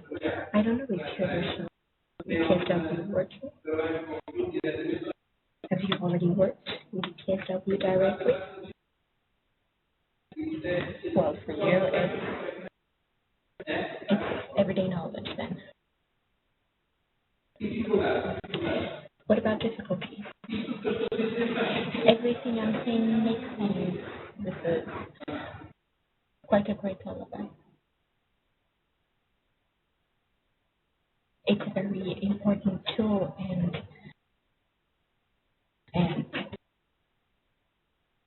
from the time of the become, and I don't experience lots of difficulties that way.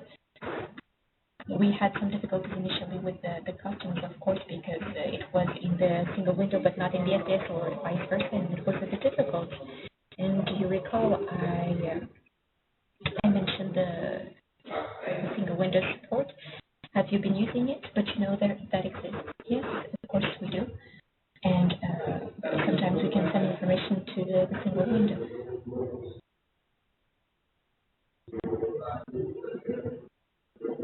I directly negotiate with the agencies, but I use the APDA website to see the arrival or the loading of the containers. It was done, the counter-runs, the summary declarations, but I don't use the single window. So you are a forwarder. No, my friend, my colleague here is a custom broker. I'm just, yes, I am a forwarder. So there's cargo to billions, and I'm connected to the customs, but in terms of XML, transfer documents, I can't see anything here. There's some difficulties in the team here. We have here two customs brokers. We had a great pressure of these customs brokers because they were concerned, because they said that a new platform, collaborative platform, came to incorporate all this complexity, and they wanted to know what would happen to their products, to the customs brokers. And these are things, these are terrain difficulties that we have to handle and we have to overcome. And back then, the customs brokers saw a menace here. And at the beginning, we knew that lots of customs brokers worked with agencies, and they simplified the process.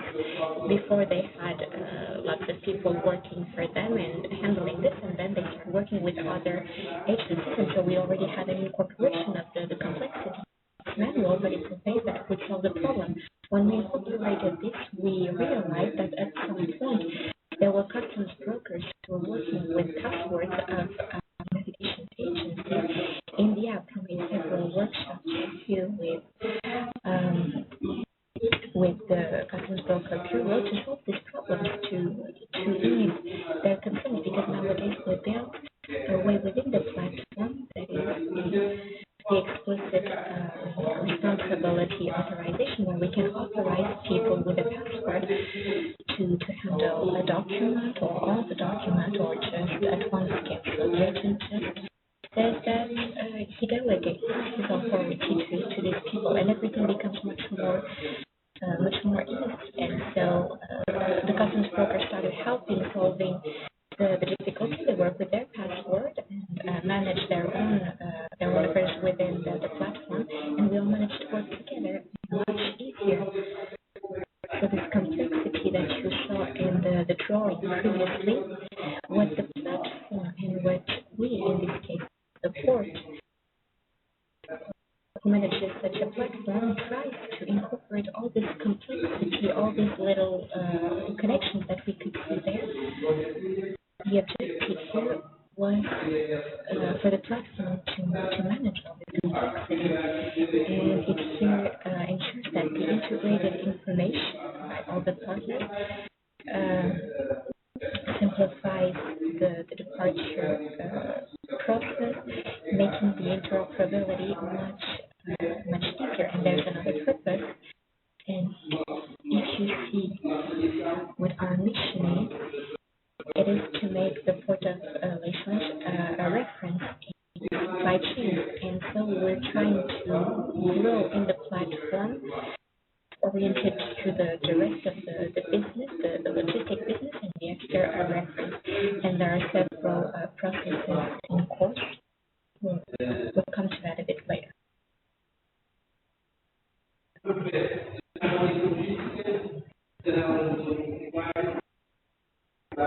Well, the PSW is now incorporating the processes of the port to send the ship and the merchandise. The LSW is not just about adding two partners here. What we're trying to develop here, and we have several projects, MIL, the IDOMOS. These are projects that are trying to create, as we did a few years ago with this part, with the PSW, the LSW is being built as well. And if it's something, if we had a series of partners with a great complexity to integrate, the IDOMOS is where the business is to be done in the platform here or anywhere else in the world. So this generates another level of complexity here, and our will is for this to begin with partners that we did before. And the LSW is a technological platform that is connected to the PSW with the one-stop shop, and this one is to develop clients and logistics services across the world. We said that a ship that, or a logistic operator that came to Lisbon or and wants to take the cargo from one place to another, it has to have a place where it can understand, or a platform that will help say what solutions are available, how much they cost, what time they will exit, what's less expensive, what's less long in terms of delays. We all have our priorities. For example, if I'm not insisting by the time, I just will worry about the cost and vice versa. And so that's what we try to do nowadays when we sit down and try to choose our vacation. I need to get there. What's the less expensive way? If I try to book it in 2 weeks, there's a different price. So I can define myself which are my criteria and my preferences, because the platform allows it. Because behind it, there's lots of airways companies, operators offering services. And the port platform with this capacity or with the sort of devotion, well, I still don't know. And probably still doesn't exist. We have websites that give us information about their service, but I've been in the business for approximately 40 years, and I wanted to send some things to a source where I've been navigating for 5 years, and I started by asking colleagues of yours how I can do to send some boxes over there, and I would just ask them. They would give me some indications of which warehouses to go, and I'm not sure if this was the less expensive option, but I just went to the one that they indicated me. So what the logistic platform wants to do is to create some collaboration, a one-stop shop for the merchants, but that also integrates the whole supply chain, since the carrier, the transport by land, the unloading at the port, then the seaway, and then finally the backwards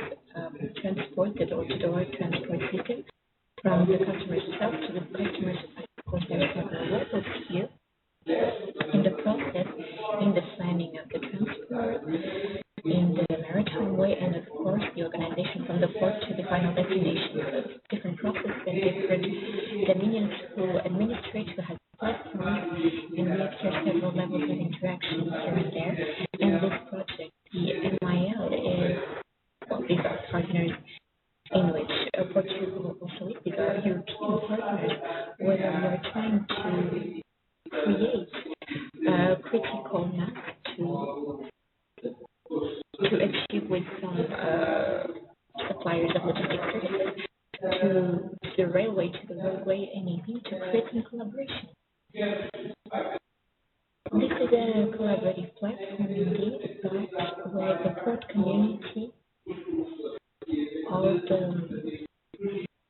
logistics service providers work, and the port shall work with this as well for the unloading. So from one point to another, we can use the platform, delivering our cargo to a point, knowing that they will reach another given point, and being able to solutions according to our own criteria.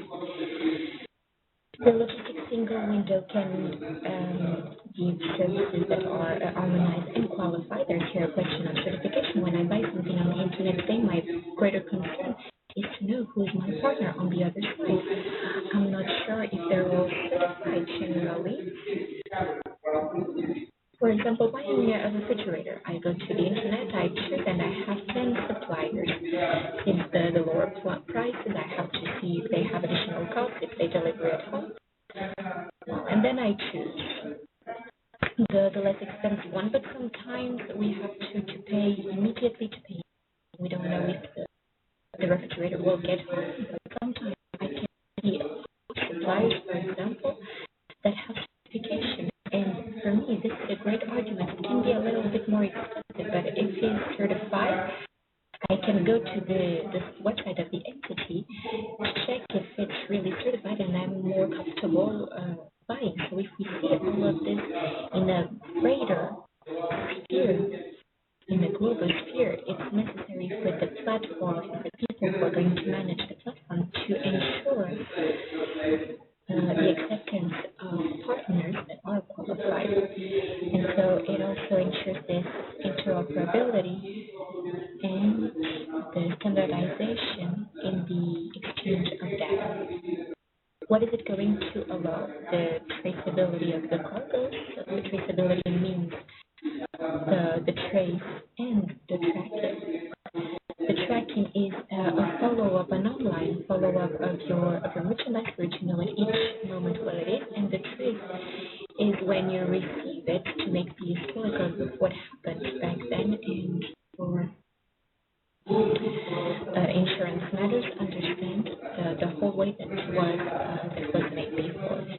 So traceability means two different things in opposite directions.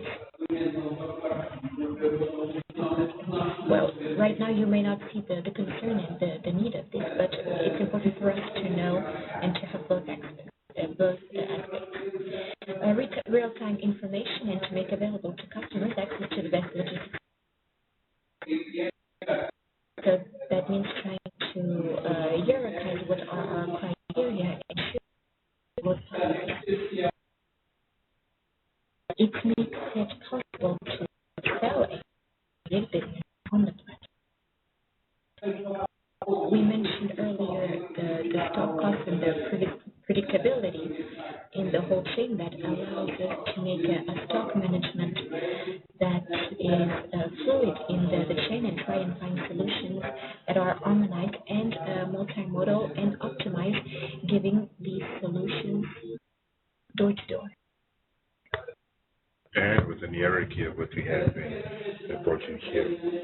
So within the same intention, also in the one-stop shop concept, but for logistics services involving clients and private and public service providers, logistics services. Clearly, don't forget that the SW is within the ports. This is a platform of e-business with a lot of partners. Not only a port, the more the merrier for each one. And there is a graphic here that shows exactly this. The process is almost the same, seen by the side of the demand or the offer. So the supply, the offer, with those who have road transport, trains, services of customs broker services that bring to the transport chain, if we on the side of the demand. want to have service catalogs, storage, the operation terminals, connected with portability systems, the transport of goods with predictions. Okay, so I will contract this video into the platform. We can adjust the payment, everything that we know about the execution of the transport itself, and receiving term from the side of the offer. If there are people who are looking for this, to publish services, planning, and to here in this course very much so. It's the same process. On one side, someone could look for it, and they have someone who put them there, and makes it available. So the platform to practice to find logistic partners having on the other side, empowering the business in the platform, and having users who have exactly the same thing, looking for transport of systematic price, and organize it to plan transport according to the needs and criteria. So this is quite a different goal of the single window. Here there are two colleagues here that know about this, so using relationship port as real case, study case, the integration of services to the ship, the microprocessor of the ship. I don't know if you can read it, or you have some difficulty in reading it. Okay, so let's do the electronic approval of the ship is all from the opening of the scale of the ship until the clearances to arrival to the port, up until the entry or dispatch of the ship, and the customs clearance, which has the last authoring, which is the authority facing the license. The customs has the final customs clearance of the ship. All of the taken care of in a simple way. In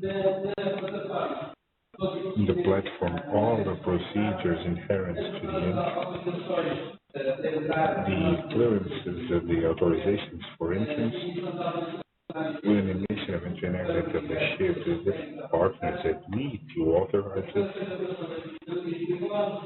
dangerous cargo is under 1, 2, 3, and 5 and 6, and protection of SPS planning of the movement with the ship for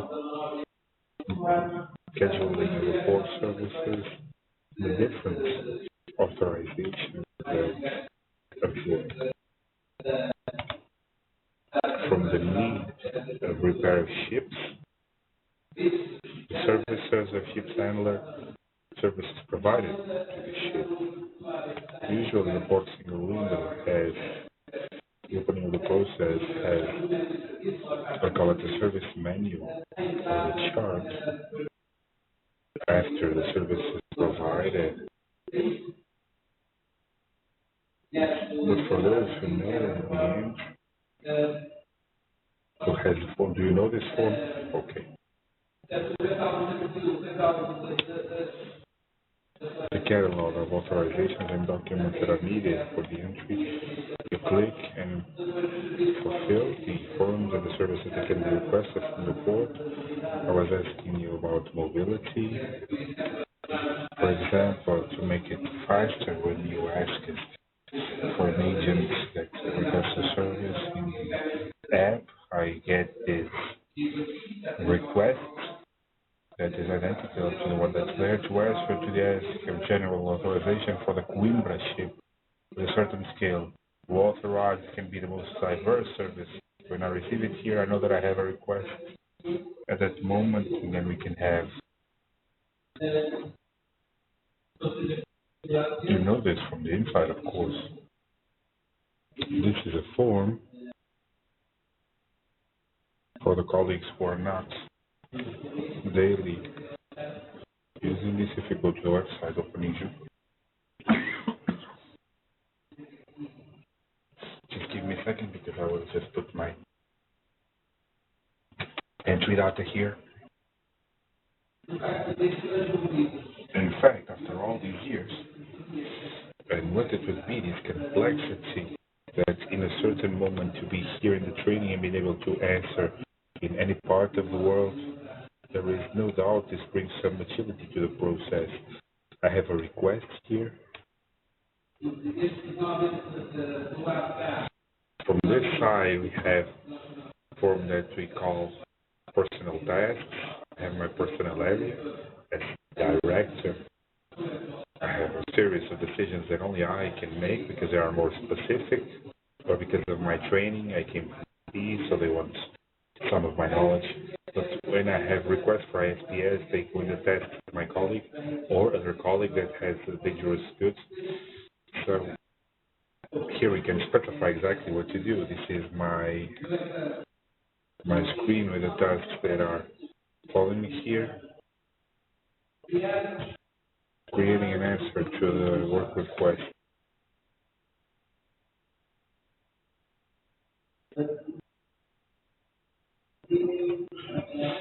Here, okay.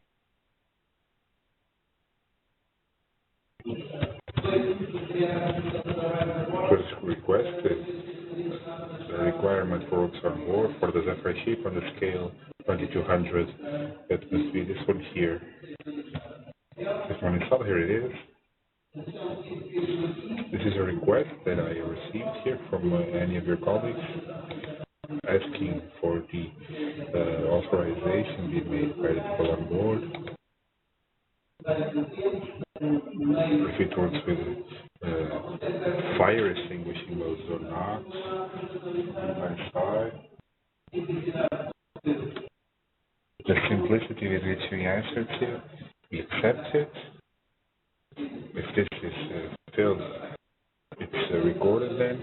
When I accepted it and I recorded it here, this answer, this went to my services, goes to the authority, to the Foreign and Frontier Service, because they will here will say who is going to make the service.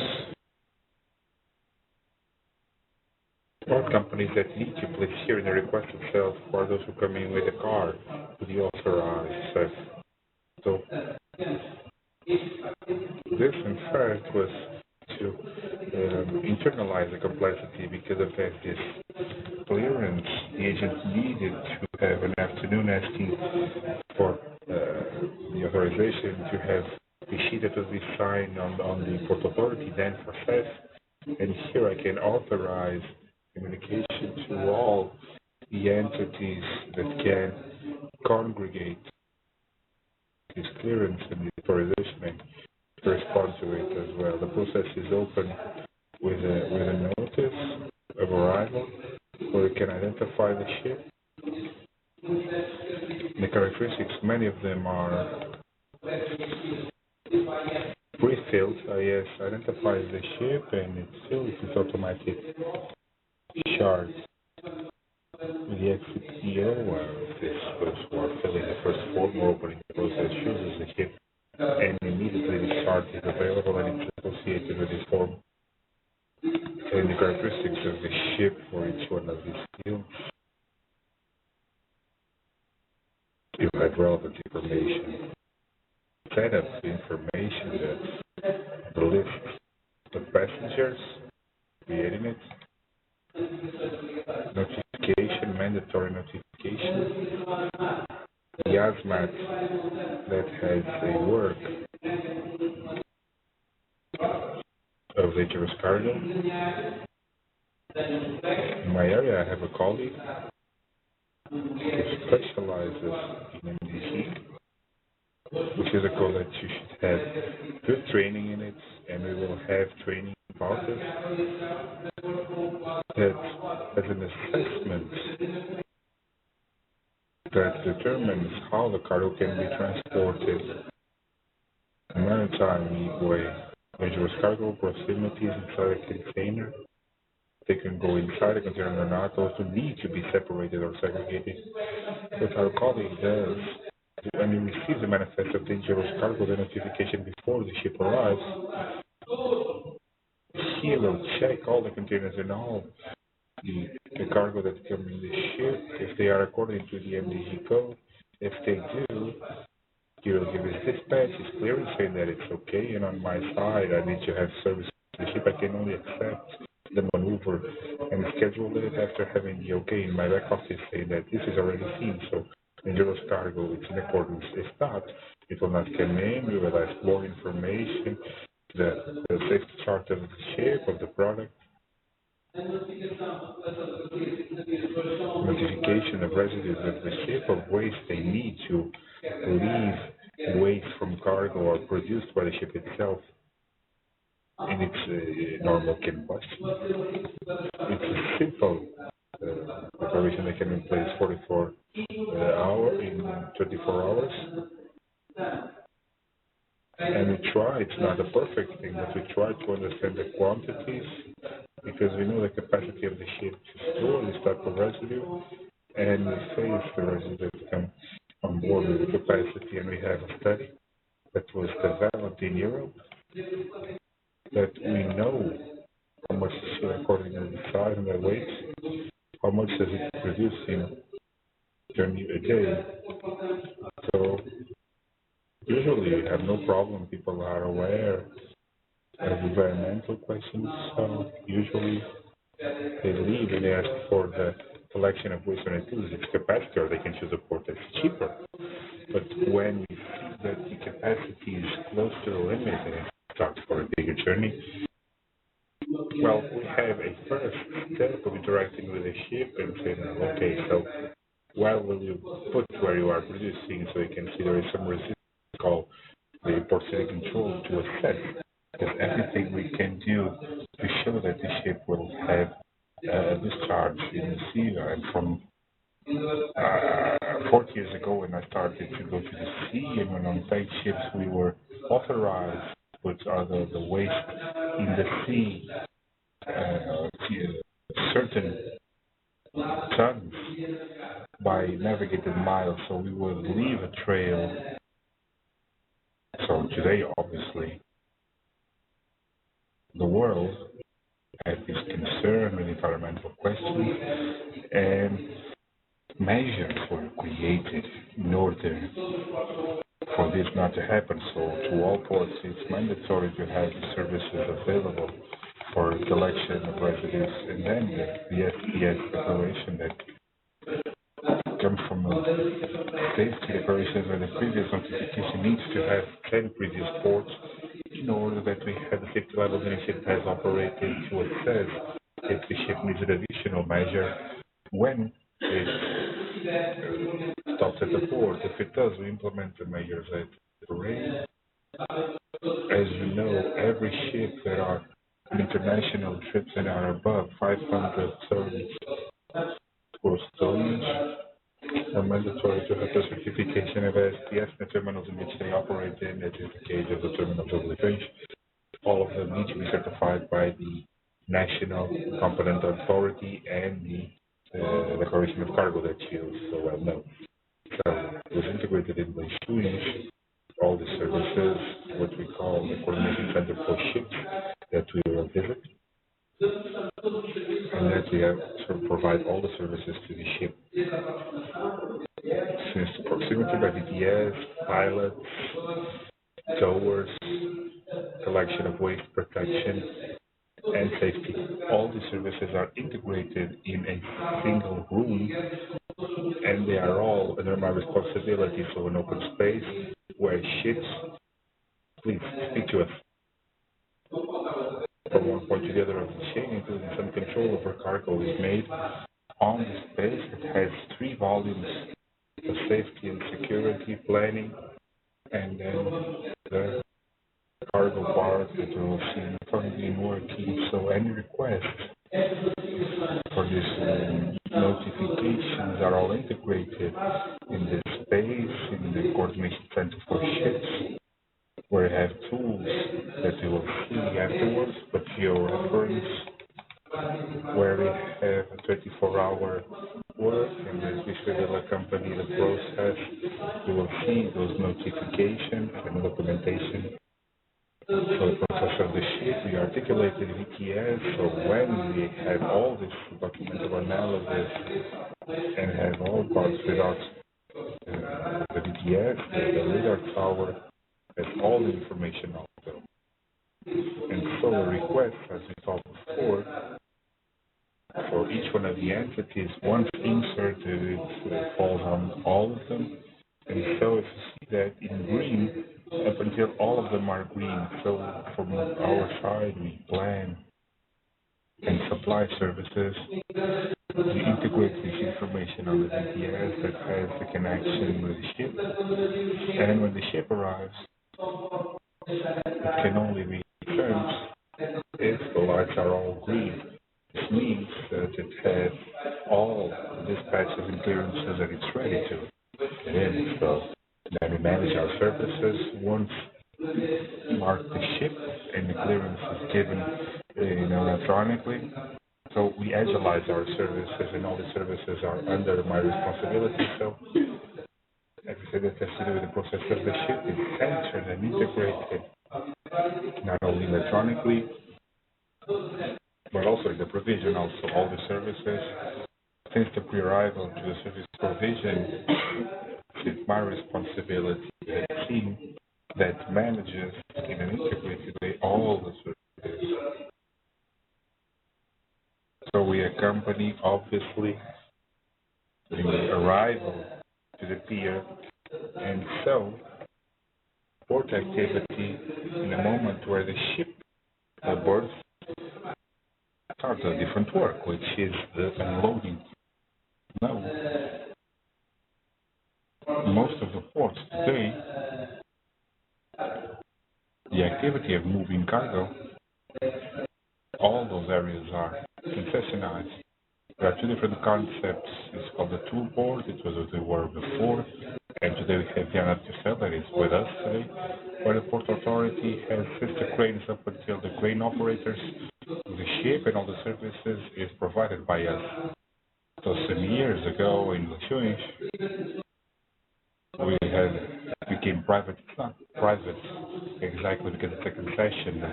Public services, concessionaries have responsibility of public service. It means equal because it has three containers. Will take care of the ships that have a lot of cargo. No, that's not how it happens. We have a principle of equality, first arrived, first served. So the first who gets here is the first to be served, and it's registered on the BTS. It is passage of miles. When it's within 6 miles, it's inside the port area. If you have two ships fighting for a terminal, it's the first one that gets to the 6 miles. Of course, this is a general rule and the golden rule. There is no way of doing it otherwise.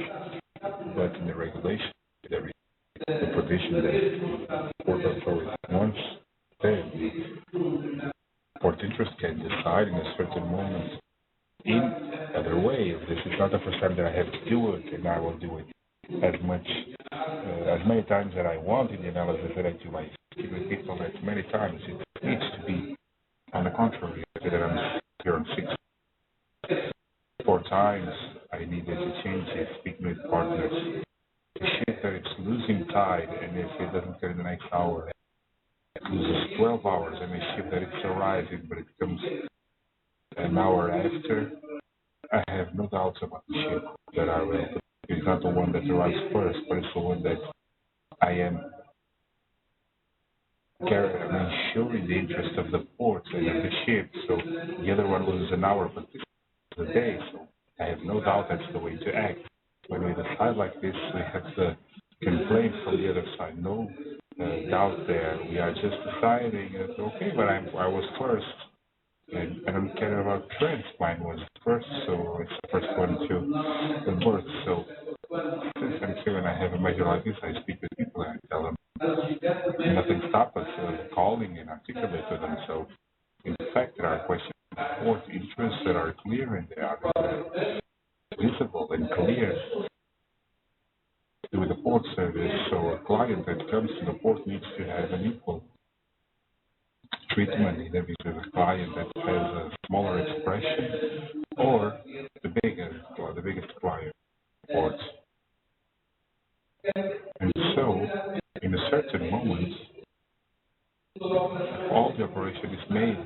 concessionaries.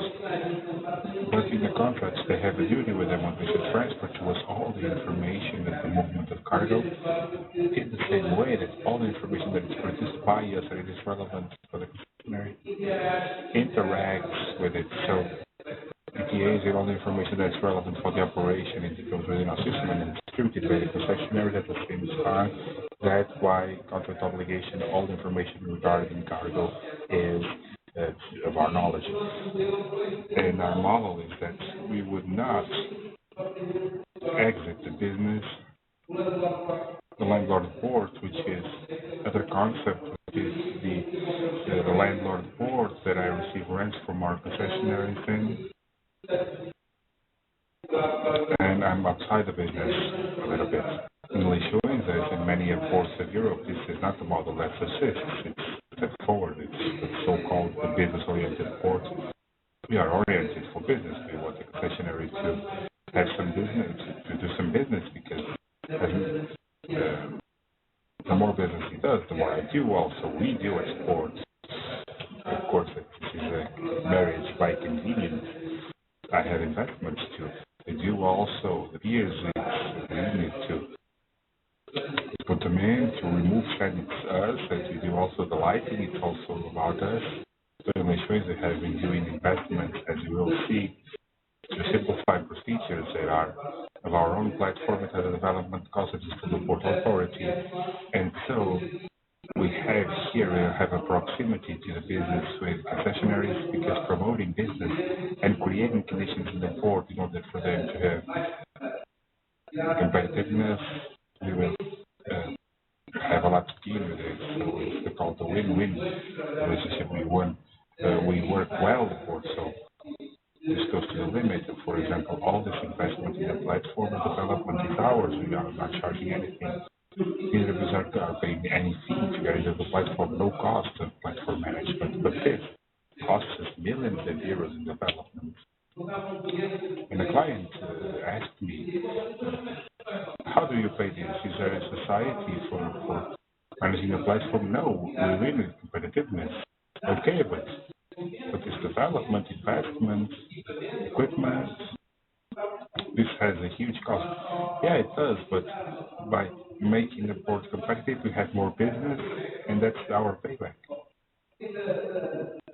At the end of the visit, he asked me again, okay, I don't know if you are getting what I wanted to ask you. And I said, yes, I am. He was a ship operator in this year, and said that I am surprised with the level. I didn't know that there were ports working with this level of development.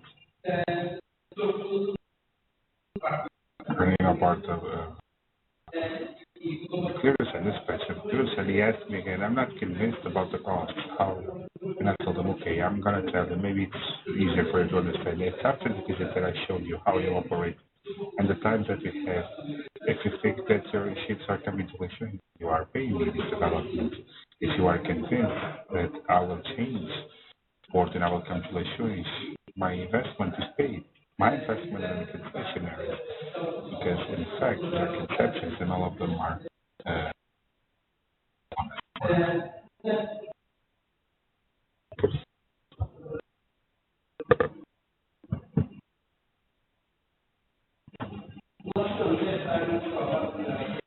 We actually this area of control of port activity, and that's where we developed the process of the merchandise. As you know, the manifests of cargo are electronic ones. They are received by the shipment agent. It's an information that comes directly from the ship, and we'll see why I'm saying this. After this request for authorization, it follows the same journey for the sending. We have a report that our concessionaries do, the times that were lost, the time that the cranes took. There must be a report of operations for us to take out indicators of productivity, and know if we have good rhythms of unloading, if we have a lot of time where the cargo is just there because of in operation of the machinery, we need this indicator production. We need a registration of entry and departure goes from the terminal. from the porch.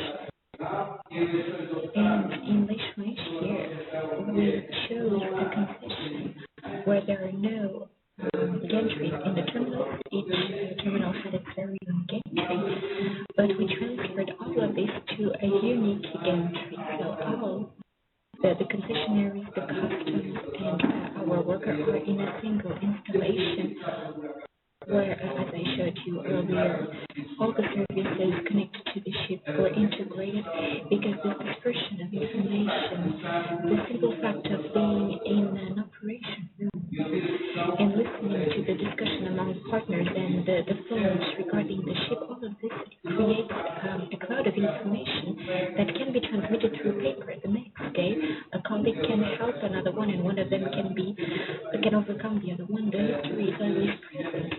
We had inefficiency most of the time, knowing that one ship could be entering at 10 and when another could be exiting at 10. Well, we just shifted to 11, but at 11 you might not come because there wasn't tide enough at that time. So this idea of working in an open space with the integrated areas generates efficiency in this service. The operators who are here can work together, the agents, the concessionaries. We know that there's a lot of pressure regarding the shipping. So everything that can be finished today has to be done tomorrow. There's lots of things that need to be solved, but I've been here for several years and I know what efficiencies, what inefficiencies were. And sometimes it had to do with the fact that the information wasn't flowing and the fact that the services were all spread and there wasn't integration. So this model with only one room, and that's what we do here with the entry gates. Here we are in a room with 3 desks and all the services are here gathered around me in the same spot. On the same model, we did the same with this gate entry of the port. So it's a unique gantry. All the concessionaires are there, everyone in their own get in or get out, and they generate and they manage their own doors. And we have an overview over the whole process, and we can do the integration with the customer. Then we have the inspections to the cargo, all the services that you know that are related to the cargo, the weighing of the goods, everything. So this control of port activity, this control of port activity is, so we say as well, where if on the one side we receive the manifest of the ship integrated in an electronic way, we have a team accompanying this. We also receive when the goods reach the gate to go in, they have an entry process that is integrated as well here. On the other hand, when the ship reaches the pier, it's going to start unloading or loading. And here in the pier, everyone working on the pier has their own iPad, and step by step, every time a container passes the gate and goes to a terminal, automatically we have the whole information integrated of the electronic manifest, and then we start updating the manifest as the cargo arrives, integrating this step-by-step information. We have the information of all the embarking lines, so we know that when the cargo enters a container, we have all the information in the manifest. We have here a window telling us that there's only 320, 310 containers missing, which containers, so as to have at the end of the process the whole information conciliated, information coming from the ship, information I got at the gate in, and information when the ship is leaving, because some cargo can be entering and go to the park. Some trucks can enter and deliver the cargo and then just go out. All the processes are very different within a terminal. Nowadays there's a series of activities that are occurring at the same time. So we need a tool to integrate in an agile way all this movement. There are no containers in the park that are not in a folder. There are no spread containers. There's a warehouse with all the empty containers, and every container that is waiting to be delivered goes there. We have an electronic park, and they're mandatorily there when there is a delivery. We know perfectly where they are, and we are going to see this in detail detail how things work at the gate. This sends us shipment lines, and we work on the sprints to establish the whole process of the ship. The idea being to close the process and just print the invoice. It's very clear as well nowadays, as I mentioned earlier, that at the entrance to the port, there is a great affluence because the cargo grows, the space most of the time is still the same. So if we don't try to make great investments in terms of port accessibility, as I mentioned earlier, and we have an example here in Lisbon, for example, if we see the terminals that they have in the northern route, we can see that the trucks go through the city to go to port. It's very complex. For example, in Lisbon, they have been losing. Well, we have a greater movement of containers than Lisbon, and why is that? Due to accessibility. When we speak of a terminal in the south margin of Portugal, we're trying to find solutions to create fluidity in the access to the port. We went to one of the terminals. I made a visit there, and next to the terminal there's a waiting park, and I asked where this park was here in Leixões. Well, there are several models, and all of them have their difficulties, but here in Leixões we don't have a waiting park because it's not predictable for us in terms of fluidity to have trucks waiting. In Lisbon, sometimes they have to wait 3 to 4 hours, and sometimes the trucks even ask for compensations due to the time they have to wait. And this is not because anyone wants to improve, but it's just because the way the terminals are constructed at this point with a wave passing by the center of the city, it's very complex and it's hard to solve. Here in Leixões, and this is the typical problem nowadays, and it's not because the ports are very developed, because the movement also grows, and it grows at this scale or at any other scale. In Rotterdam, for example, a few years ago, they had a great problem in terms of traffic entering the port, and so there's a great complexity entering the port, a great issue. In our case, for such as many other ports, here I'm not mentioning Leixões, but we have the possibility at a certain point to understand this, and so with some time, we tried to establish here ways that connected to the port, because we had 2 gates, north and south. Nowadays, you go under the bridge, and back then, that's when 1,500 trucks would go for years. And on the other way, we had the city completely stuck. So when we had an internal problem, our problem was to get all the trucks in and to create great lines to be able to have much more flow in the city. So nowadays we have a great accessibility in the port. It's easy for the trucks to reach a point where they can enter the port. So we negotiated with people in the city, and now the port is connected to this structuring way. This way that is only ours, only cargo circulates in this area, and it's then connected to the structuring ways nationwide. We adhere this 2 kilometers from the circular to the port, and we call it the internal way of connection to the port, and it's just for the use of the port. And in this road, indeed, we have a platform at 1,000 meters from the port, and we hope that this would be an element to allow more cargo into our port. What I wanted to say here is that we don't have here ways that are dedicated for the port that are very fluid, and then reach the gate and have all the processes that are hard to solve, and that will end up delaying and compromising the fluidity of the port. So we're solving on one side and compromising on the other.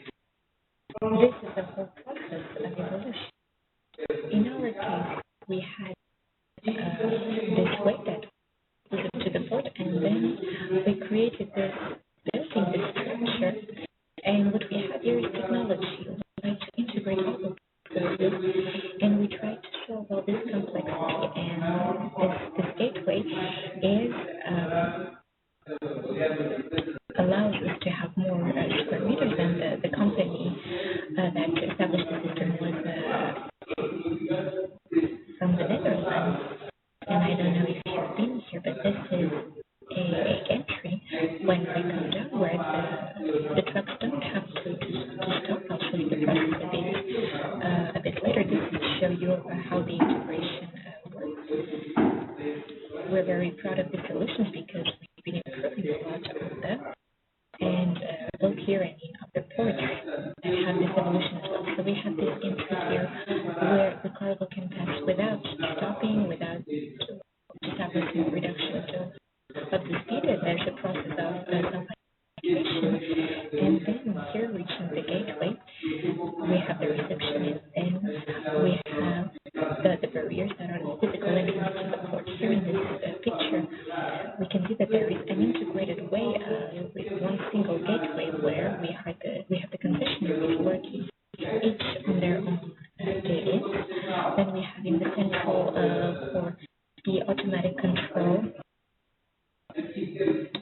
We have here what I call the protection. We have our the people working on the control and the access, and then we have the gate out also with a gateway to read the process, and I'll show you how this process works.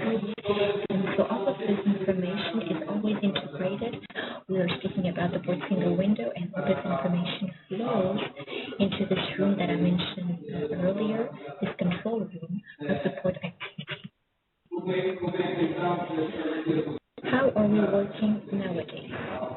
We have here this gate where we have the customers, the operators, and ourselves. As I mentioned earlier, all the containers, all the cargo before, but we're now handling the process of the general cargo. There is a pre-announcement, so it's not completely free, but all the containers have a pre-announcement. There is no container, no truck that can enter Leyland without pre-announced his arrival, because he can go to the line and wait. When he reaches the gate, the process has to be started in minutes, and the truck has to be able to enter the. Otherwise, if they arrive without being announced, and if they don't have this documentation, they have to go back. We do not accept them because it ends up compromising the whole process. And there's no reason for people to come here and not knowing this, because they can just go to the website with the number of the container and see if it has been dispatched or not. So no truck driver comes to Leyland to see if the document is ready. He just has to go to the website, put in the number of the container, and see if it is ready or when it is going to be. And through this app that we have, this simple app that is the container follower, you can just introduce the number of your container and see at each moment when it's going to arrive, what is the predicted arrival time, if it's in the terminal, if it's being unloaded.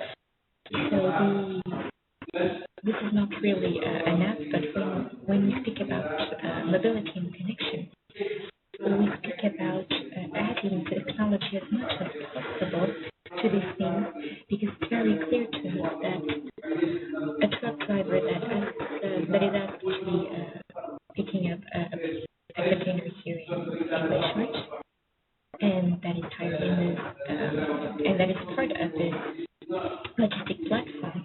Here I can show you, because I'm not in this project. Tomorrow you might see something in there.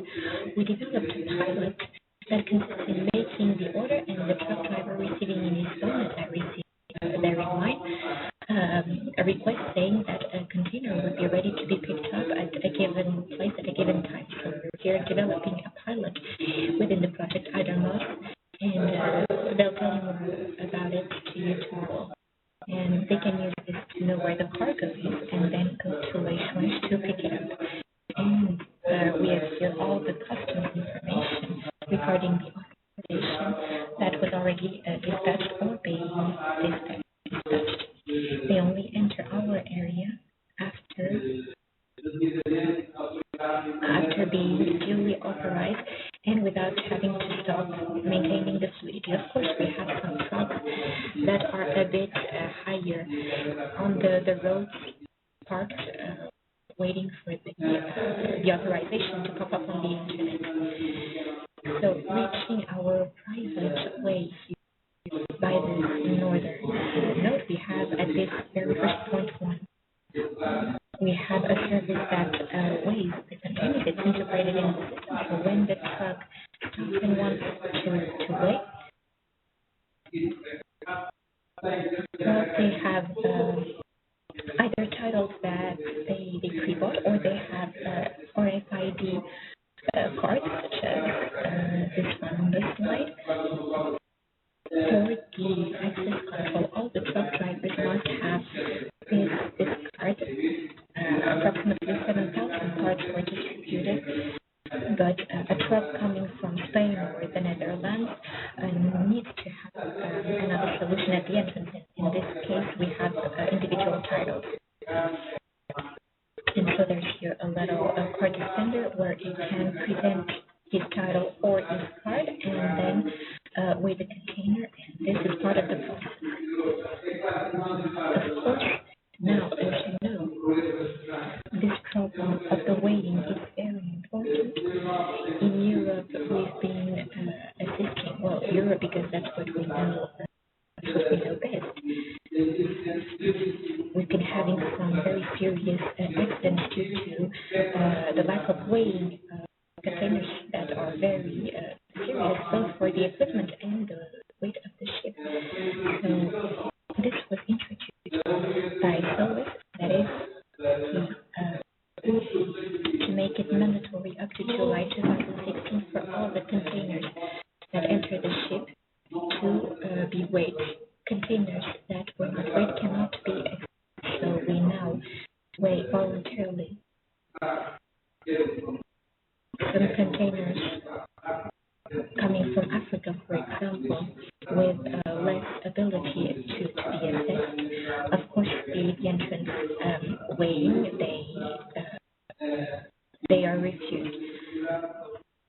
But there can always be a cumulative error in the ship.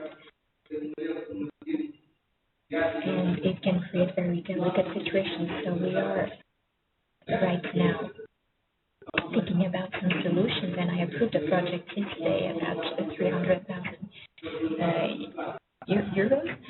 And what we're going to do is trying to put on some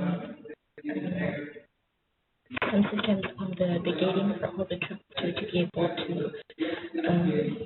to pass through this project at the gateway.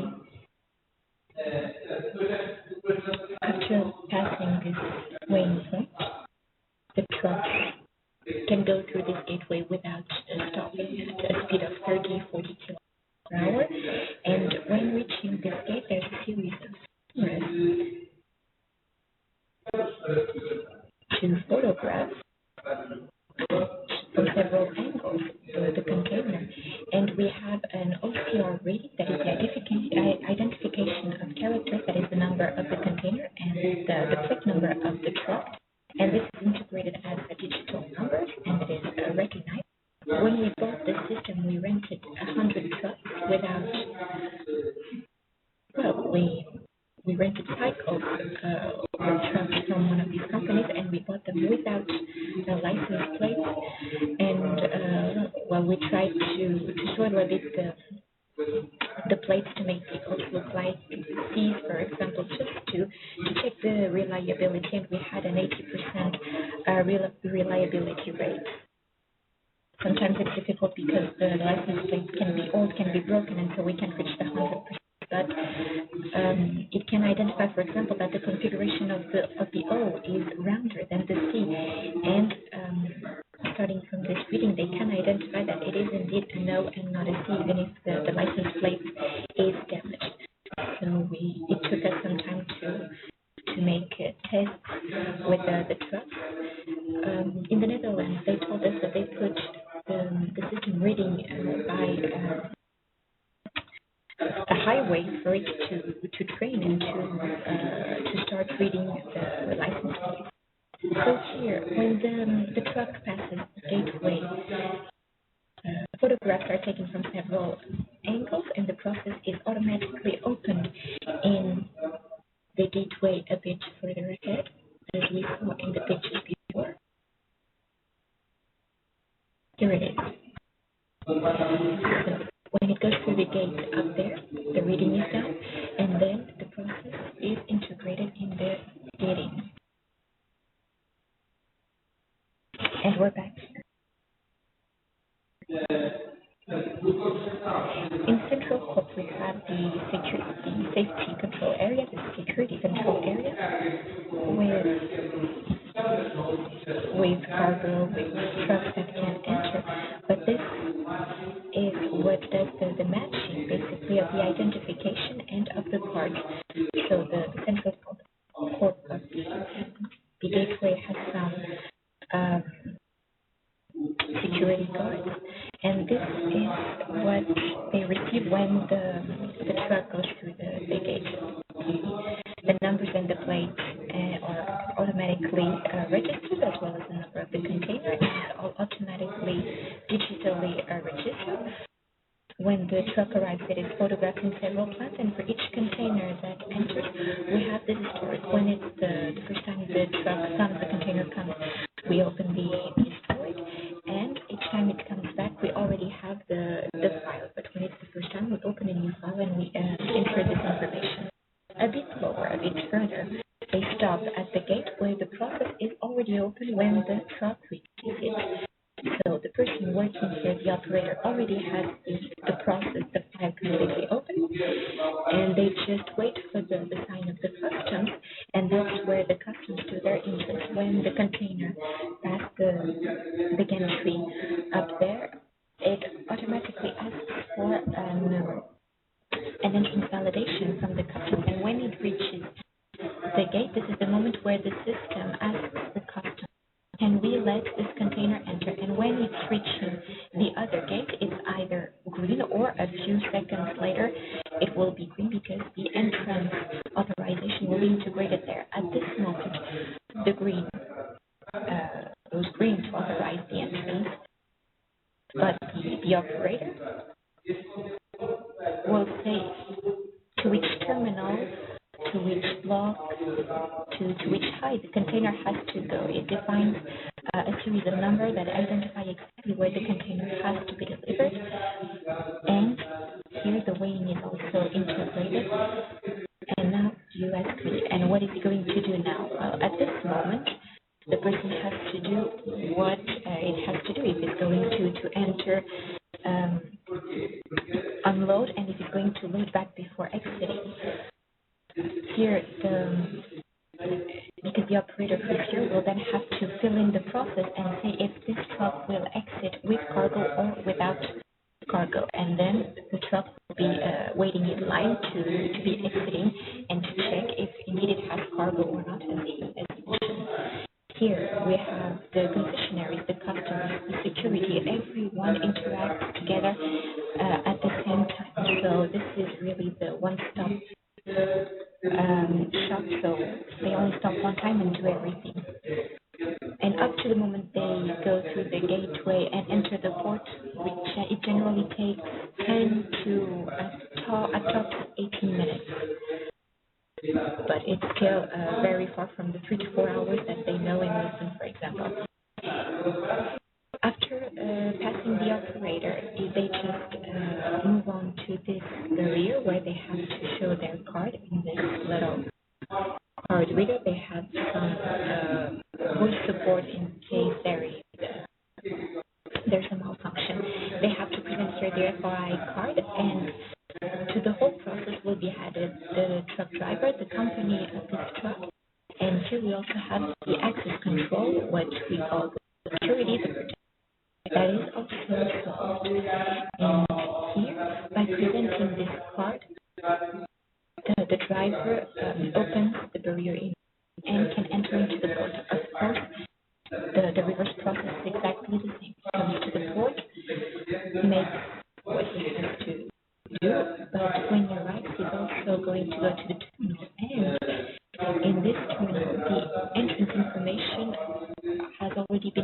integrated in such a way that the machine or the gantry are all wirelessly connected, and online is a screen where we can read exactly where that container is going, to which block it's going. So when the truck arrives, the machine is waiting with the exact positioning of the container.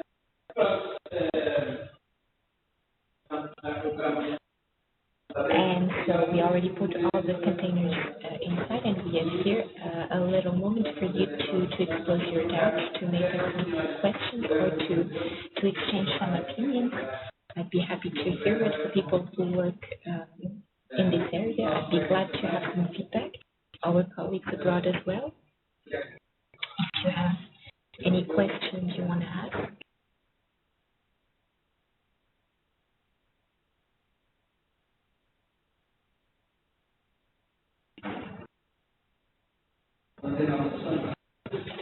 If there's any questions you want to please let me know.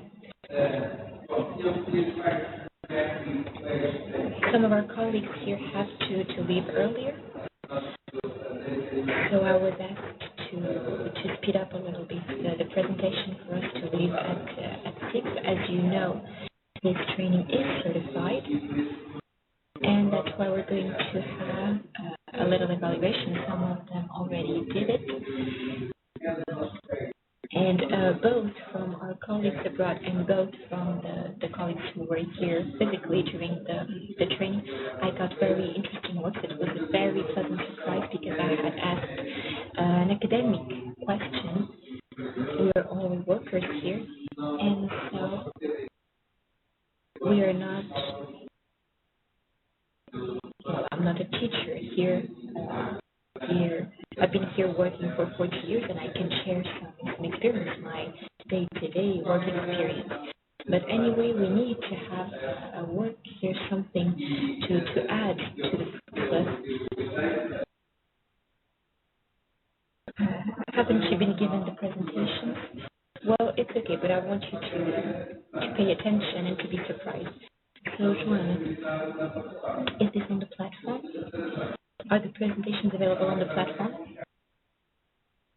Do they know where they can get them?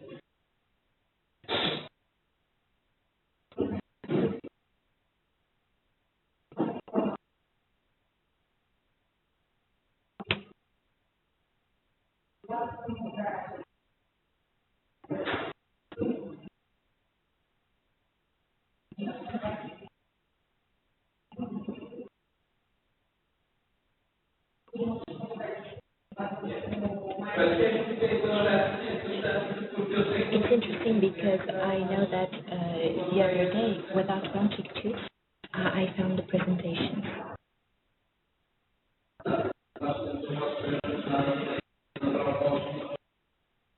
Well, we can also put it on the Dropbox, and you can get them.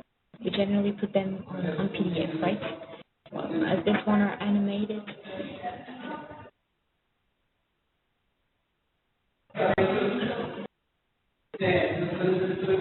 You know, I'm going to tell you, I have the other opinion for a very simple reason. There's a little bit the idea that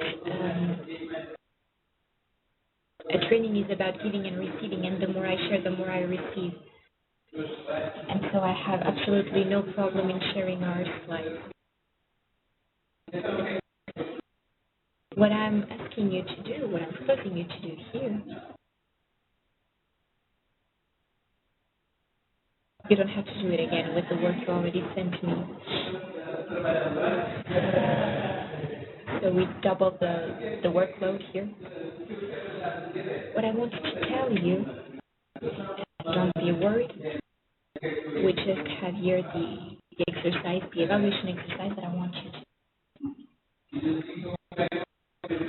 A colleague of mine had the concern to go and see if there are indeed structured lines, but you don't have to. It's merely academic. There is a vendor A and a buyer B, and these are formal networks or logistics services. They are not represented physically, but you can follow the lines. Where you have available logistics services that you can interoperate. Well, the idea the A and B points, you choose the chain in which one connection, how can I bring the cargo from here to there, but one of the connections needs to be maritime here to put this ready to go from here to here. Okay, here I use the train, here the trucks, it's okay. And the line is as you will. What I ask you is that it has one of the lines, it's maritime, and this is a service that it's door to door, so we will deliver to client B. Then paragraph 3 is to identify the means of transport that you have created. From here to here it says by train, here it says by port of relations, here you ship it was to a certain port, and here to there was by truck. The idea was to identify what its choice, so to have present what we already spoke about here, and from the means of transport that we have identified in the previous line, ideally it should be available each one of those things. When I say that I run here from this point to the coast, and by truck, what's important is to keep the interoperability. What must be in that point? The logistic platform, a port with the rural system. So I just ask you to tell me, as a platform that you think it's interesting, please use what you spoke about today, and that can identify intermodality, that can ensure the on-shop concept on accessibility of port and electronic dispatch between the ship or one of these points. Afterwards, with more points for each one of the concepts of the previous paragraphs, intermodality, one-stop shop, and electronic dispatch. The main advantages for immediate transport within the logistic chain is to say, at a conclusion, very briefly, what are these concepts and what are the advantages of intermodality? Quickness and effectiveness, efficiency on the chain. This is your decision. Please use the slides here to show for each one of the concepts the advantages and the ports in the window for each of the concepts in the logistics in the window. Let's say what is one thing in the other, the logistics. That's incorporating all the complexity of the ports. The logistics in Windows is a cooperative platform for logistics cooperation that can distinguish the PSW today. Thursday, right? Friday, Saturday and Sundays for you to rest. Wednesday, you send me my email, cunha.cunha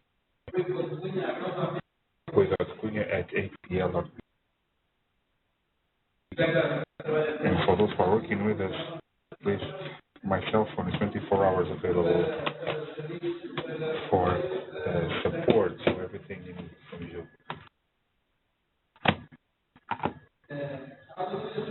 Any question about this? It's not tricky, right?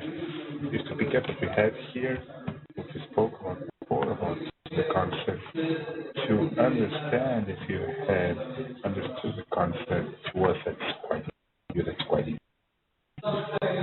If our colleagues abroad have if they already did this exercise, and for those that I got here, I told you in the beginning, these are exercises that I love them. I was not expecting, for those who are not connected to the business, such good answers. I was quite surprised with the quality of what I got. So please, if you want to do another exercise, please do. But those who didn't, if you want to send me, you have my email or through the platform, and Joanna and I'm sending. Okay. So.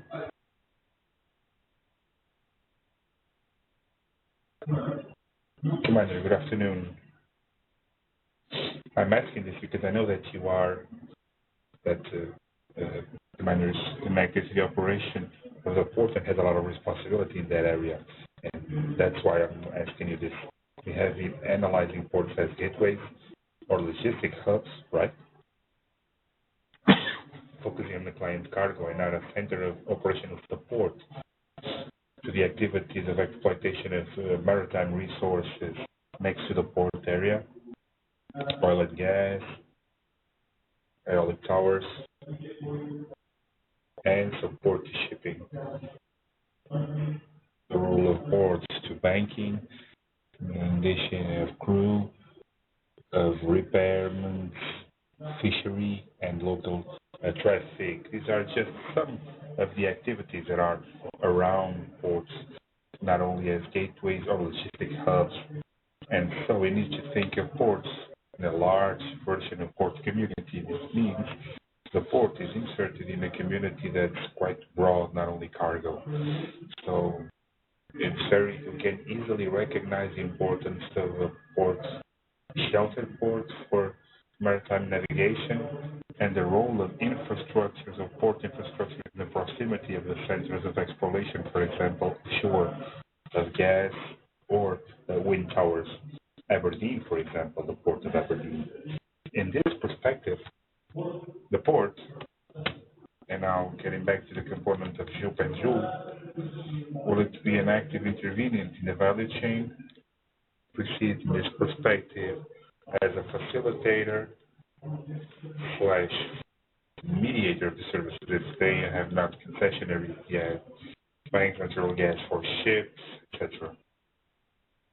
And so, we cannot have a concept of landlord, as you very well said, and having a concept of what we have been defending in Great Britain of trust port, which is a port that generates richness and brings development for the region.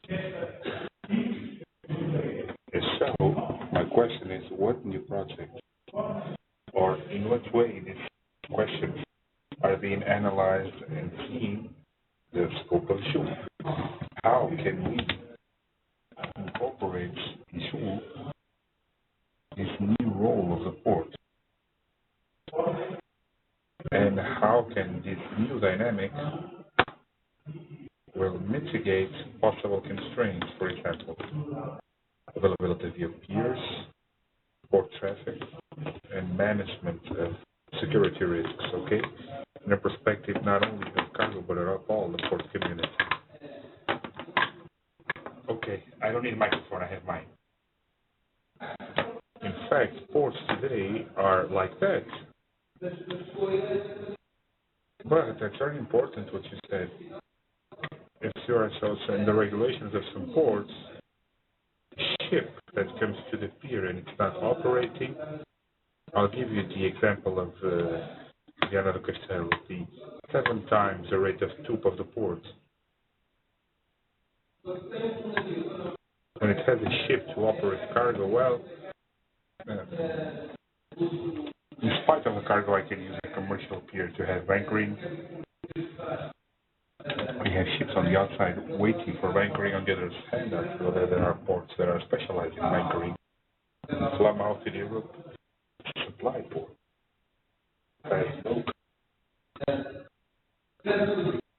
Integrating everything that you say. All of this, the communication and all of this generates. If I look for, I don't have my computer, but I would like to show you an image that I used to restate what I said. Throughout the years, we have had some requests for support that generate business, support business, but also of all the context of the port. We are supporting a fleet of ships that has been performing geology 30 miles to the south of the ports, inspection of oil. It's a mothership, it's a huge mothership that was preparing for this mission that began in July and landed in October. It has 3 more ships that are coming frequently to Leixões to have a bridge for supply, for water. In the past, this was seen as, okay, so these guys are here to ask me something like this. We do not look at that way. That generates richness for those who came here and went about 100 scales with services that I provide, and we are supporting the needs of the ship and of the fleet. But the ship, when it came here the first time, it was 5 days here to prepare to initiate the mission. I have some pictures because I use them to show what you are saying.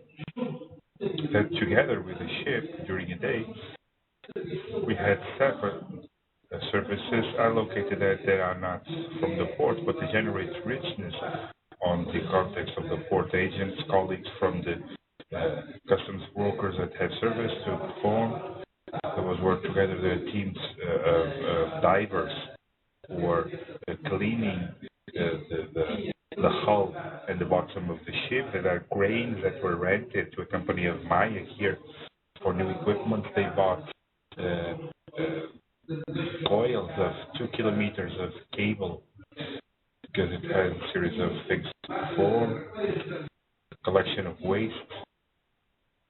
At the same time, around that ship, we had a set of services that brings business. So those ships are all welcome. The anchoring itself, safety. There is a concern around anchoring with two things. First, has to do with the security of the ship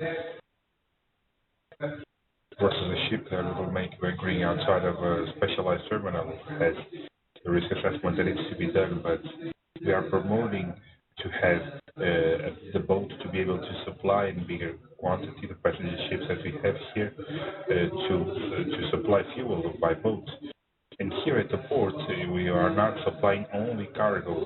We are operating all the services. So a ship that comes here to a scale that comes only to lead passengers or for changing crew or making anchoring has the term of discount. I don't know how much, but about 50% of the port fees. So there are instruments that are fostering if we have space and availability of peers to generate business, because this is business to the port, but it's business to all the port contexts. There are questions of choosing or saying that, okay, during the winter we will have a lot of problems with ships, more time of journey many times with the term of the sea just are not able to navigate, but they are there on the weather, but they need to come here to refuel. So there is something that you said before, which is a little bit complex, which is has to do port as a shelter point. And the shelter port also, no one wants that, just to be clear. I don't want that when Prestige was breaking, please send the ship with oil inside the port for the port to be a shelter. Of course, clearly we have a duty cooperate when there are security issues even more, but the shelter port I can be seen in a concept of availability of service that I can give you an example of a ship that requested to come to Leixões because it was had an intrusion of water and it had 10 meters of drought, so no solutions inside, but we had the A post in the entry of the pier at 14 meters of depth where we could give support. 3 o'clock in the morning, in that situation, it's very difficult for us. I have the responsibility of the safety of port and the ship. Okay, thinking, okay, you can come.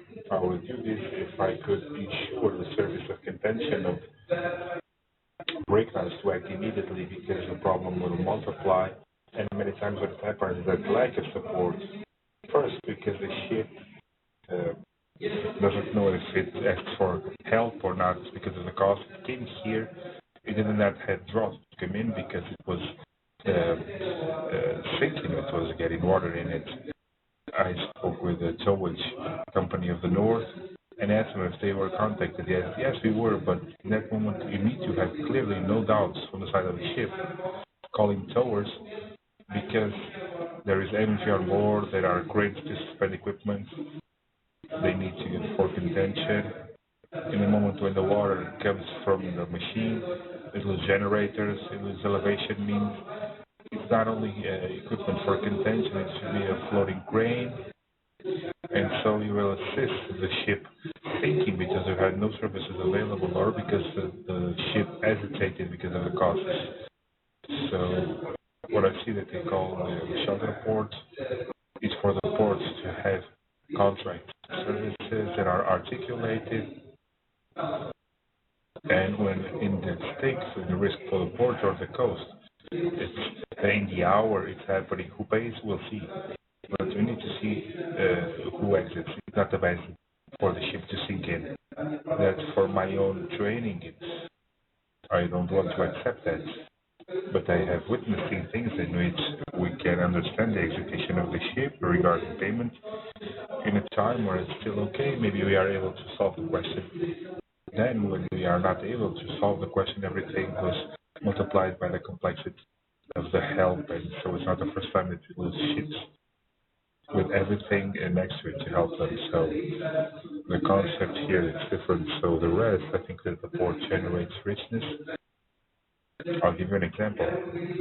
Maybe this is not nice to say, but the passenger ship, it's a port business. It's a business of the port, but not a port business. So because ship with auxiliary means of maneuver and everything, before I had two towers selling services to entry, but these ships of 300 meters, I'm not selling services. If you see this only in the perspective of the port business, I just sell them to and the pilots, so nothing more. But 3,000 people coming to spending 90 euros per passenger in the city are millions that are left here in the city. In buses, in restaurants, in taxis. The city is invaded by passengers. It's a business that is, it's a port, it's a business of the port, not a port business. So it has its function also that you just stated, and it's very important.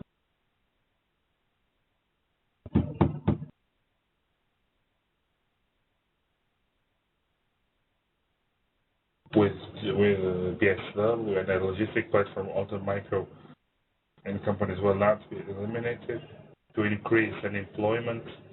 We are seeing great companies with freight forwarders that have customs brokers eliminating small truckers. Will this not happen?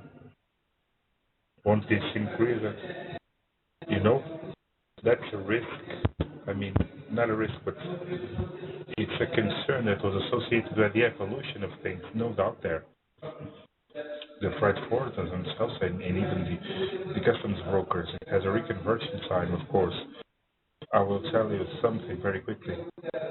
When I was young, 17 years, I had a book that I still have today where it said, well, the world will be very good because we will use robots and everyone in the advent of production. We will optimize everything. And so, we would ask, well, what about people? That's with all those machines create a lot more rich. People need to work less. Because in fact, what we wanted is more income. What happened on this time is that in fact, people don't need to work on the production units, but it was the advent of what software companies, hardware sharing, of all a market that didn't exist before APDL, Port Authority. When I came to work here, when I got in, they sent me a box with pencils and some notebooks. Today, our colleagues receive a computer and have a system because they cannot work without a system. Before, we did not have a system.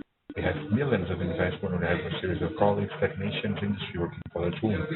You know what I mean? There is a moment of concern, of course, but there is a reconversion of the society around all of that, and we need to be careful. And you said something that was very positive. I give you an example.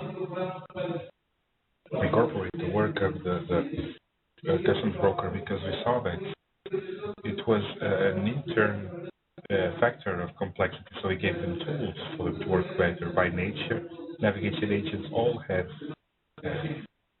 all of those C agents that would represent and come on board to the ship.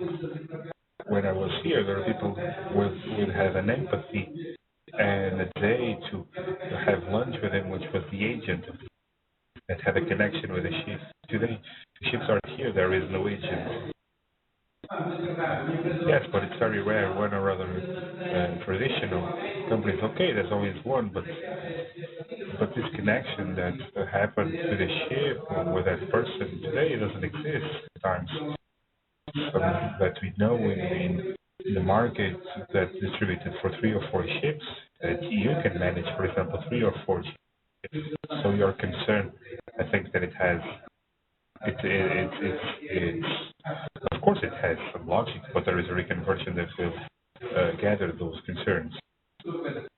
Today we have a great industry, but I buy a lot of things on the small shop at my neighborhood.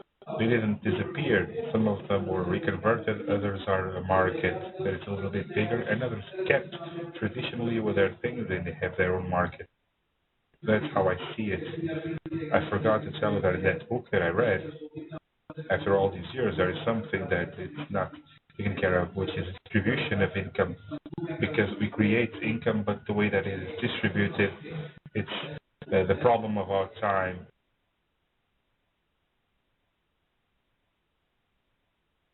Okay.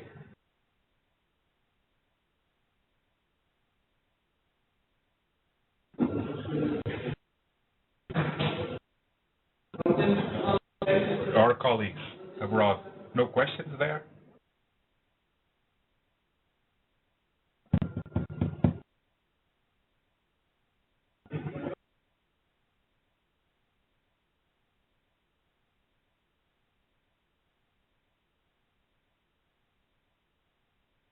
They have no questions abroad, but they are thanking for the compliments that you gave to the work that they delivered the last time. And thank you again. They thanked again for the presentation. And regarding the repetition, they cited the repetitia juvent. The repetition helps because there are a lot of details. And so without any problems, their works are welcome, and thank you so much. And I'm happy to be able to share this with colleagues because, as I said in that third point, sharing of information is extremely important. That's how we grow.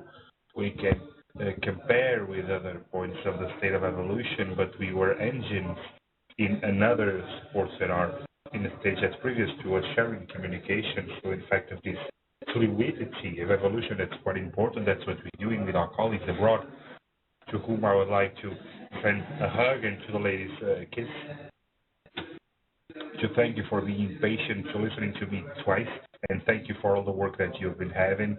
And you are welcome to send me a second work, and I will answer to them, of course, to one and the other. So thank you.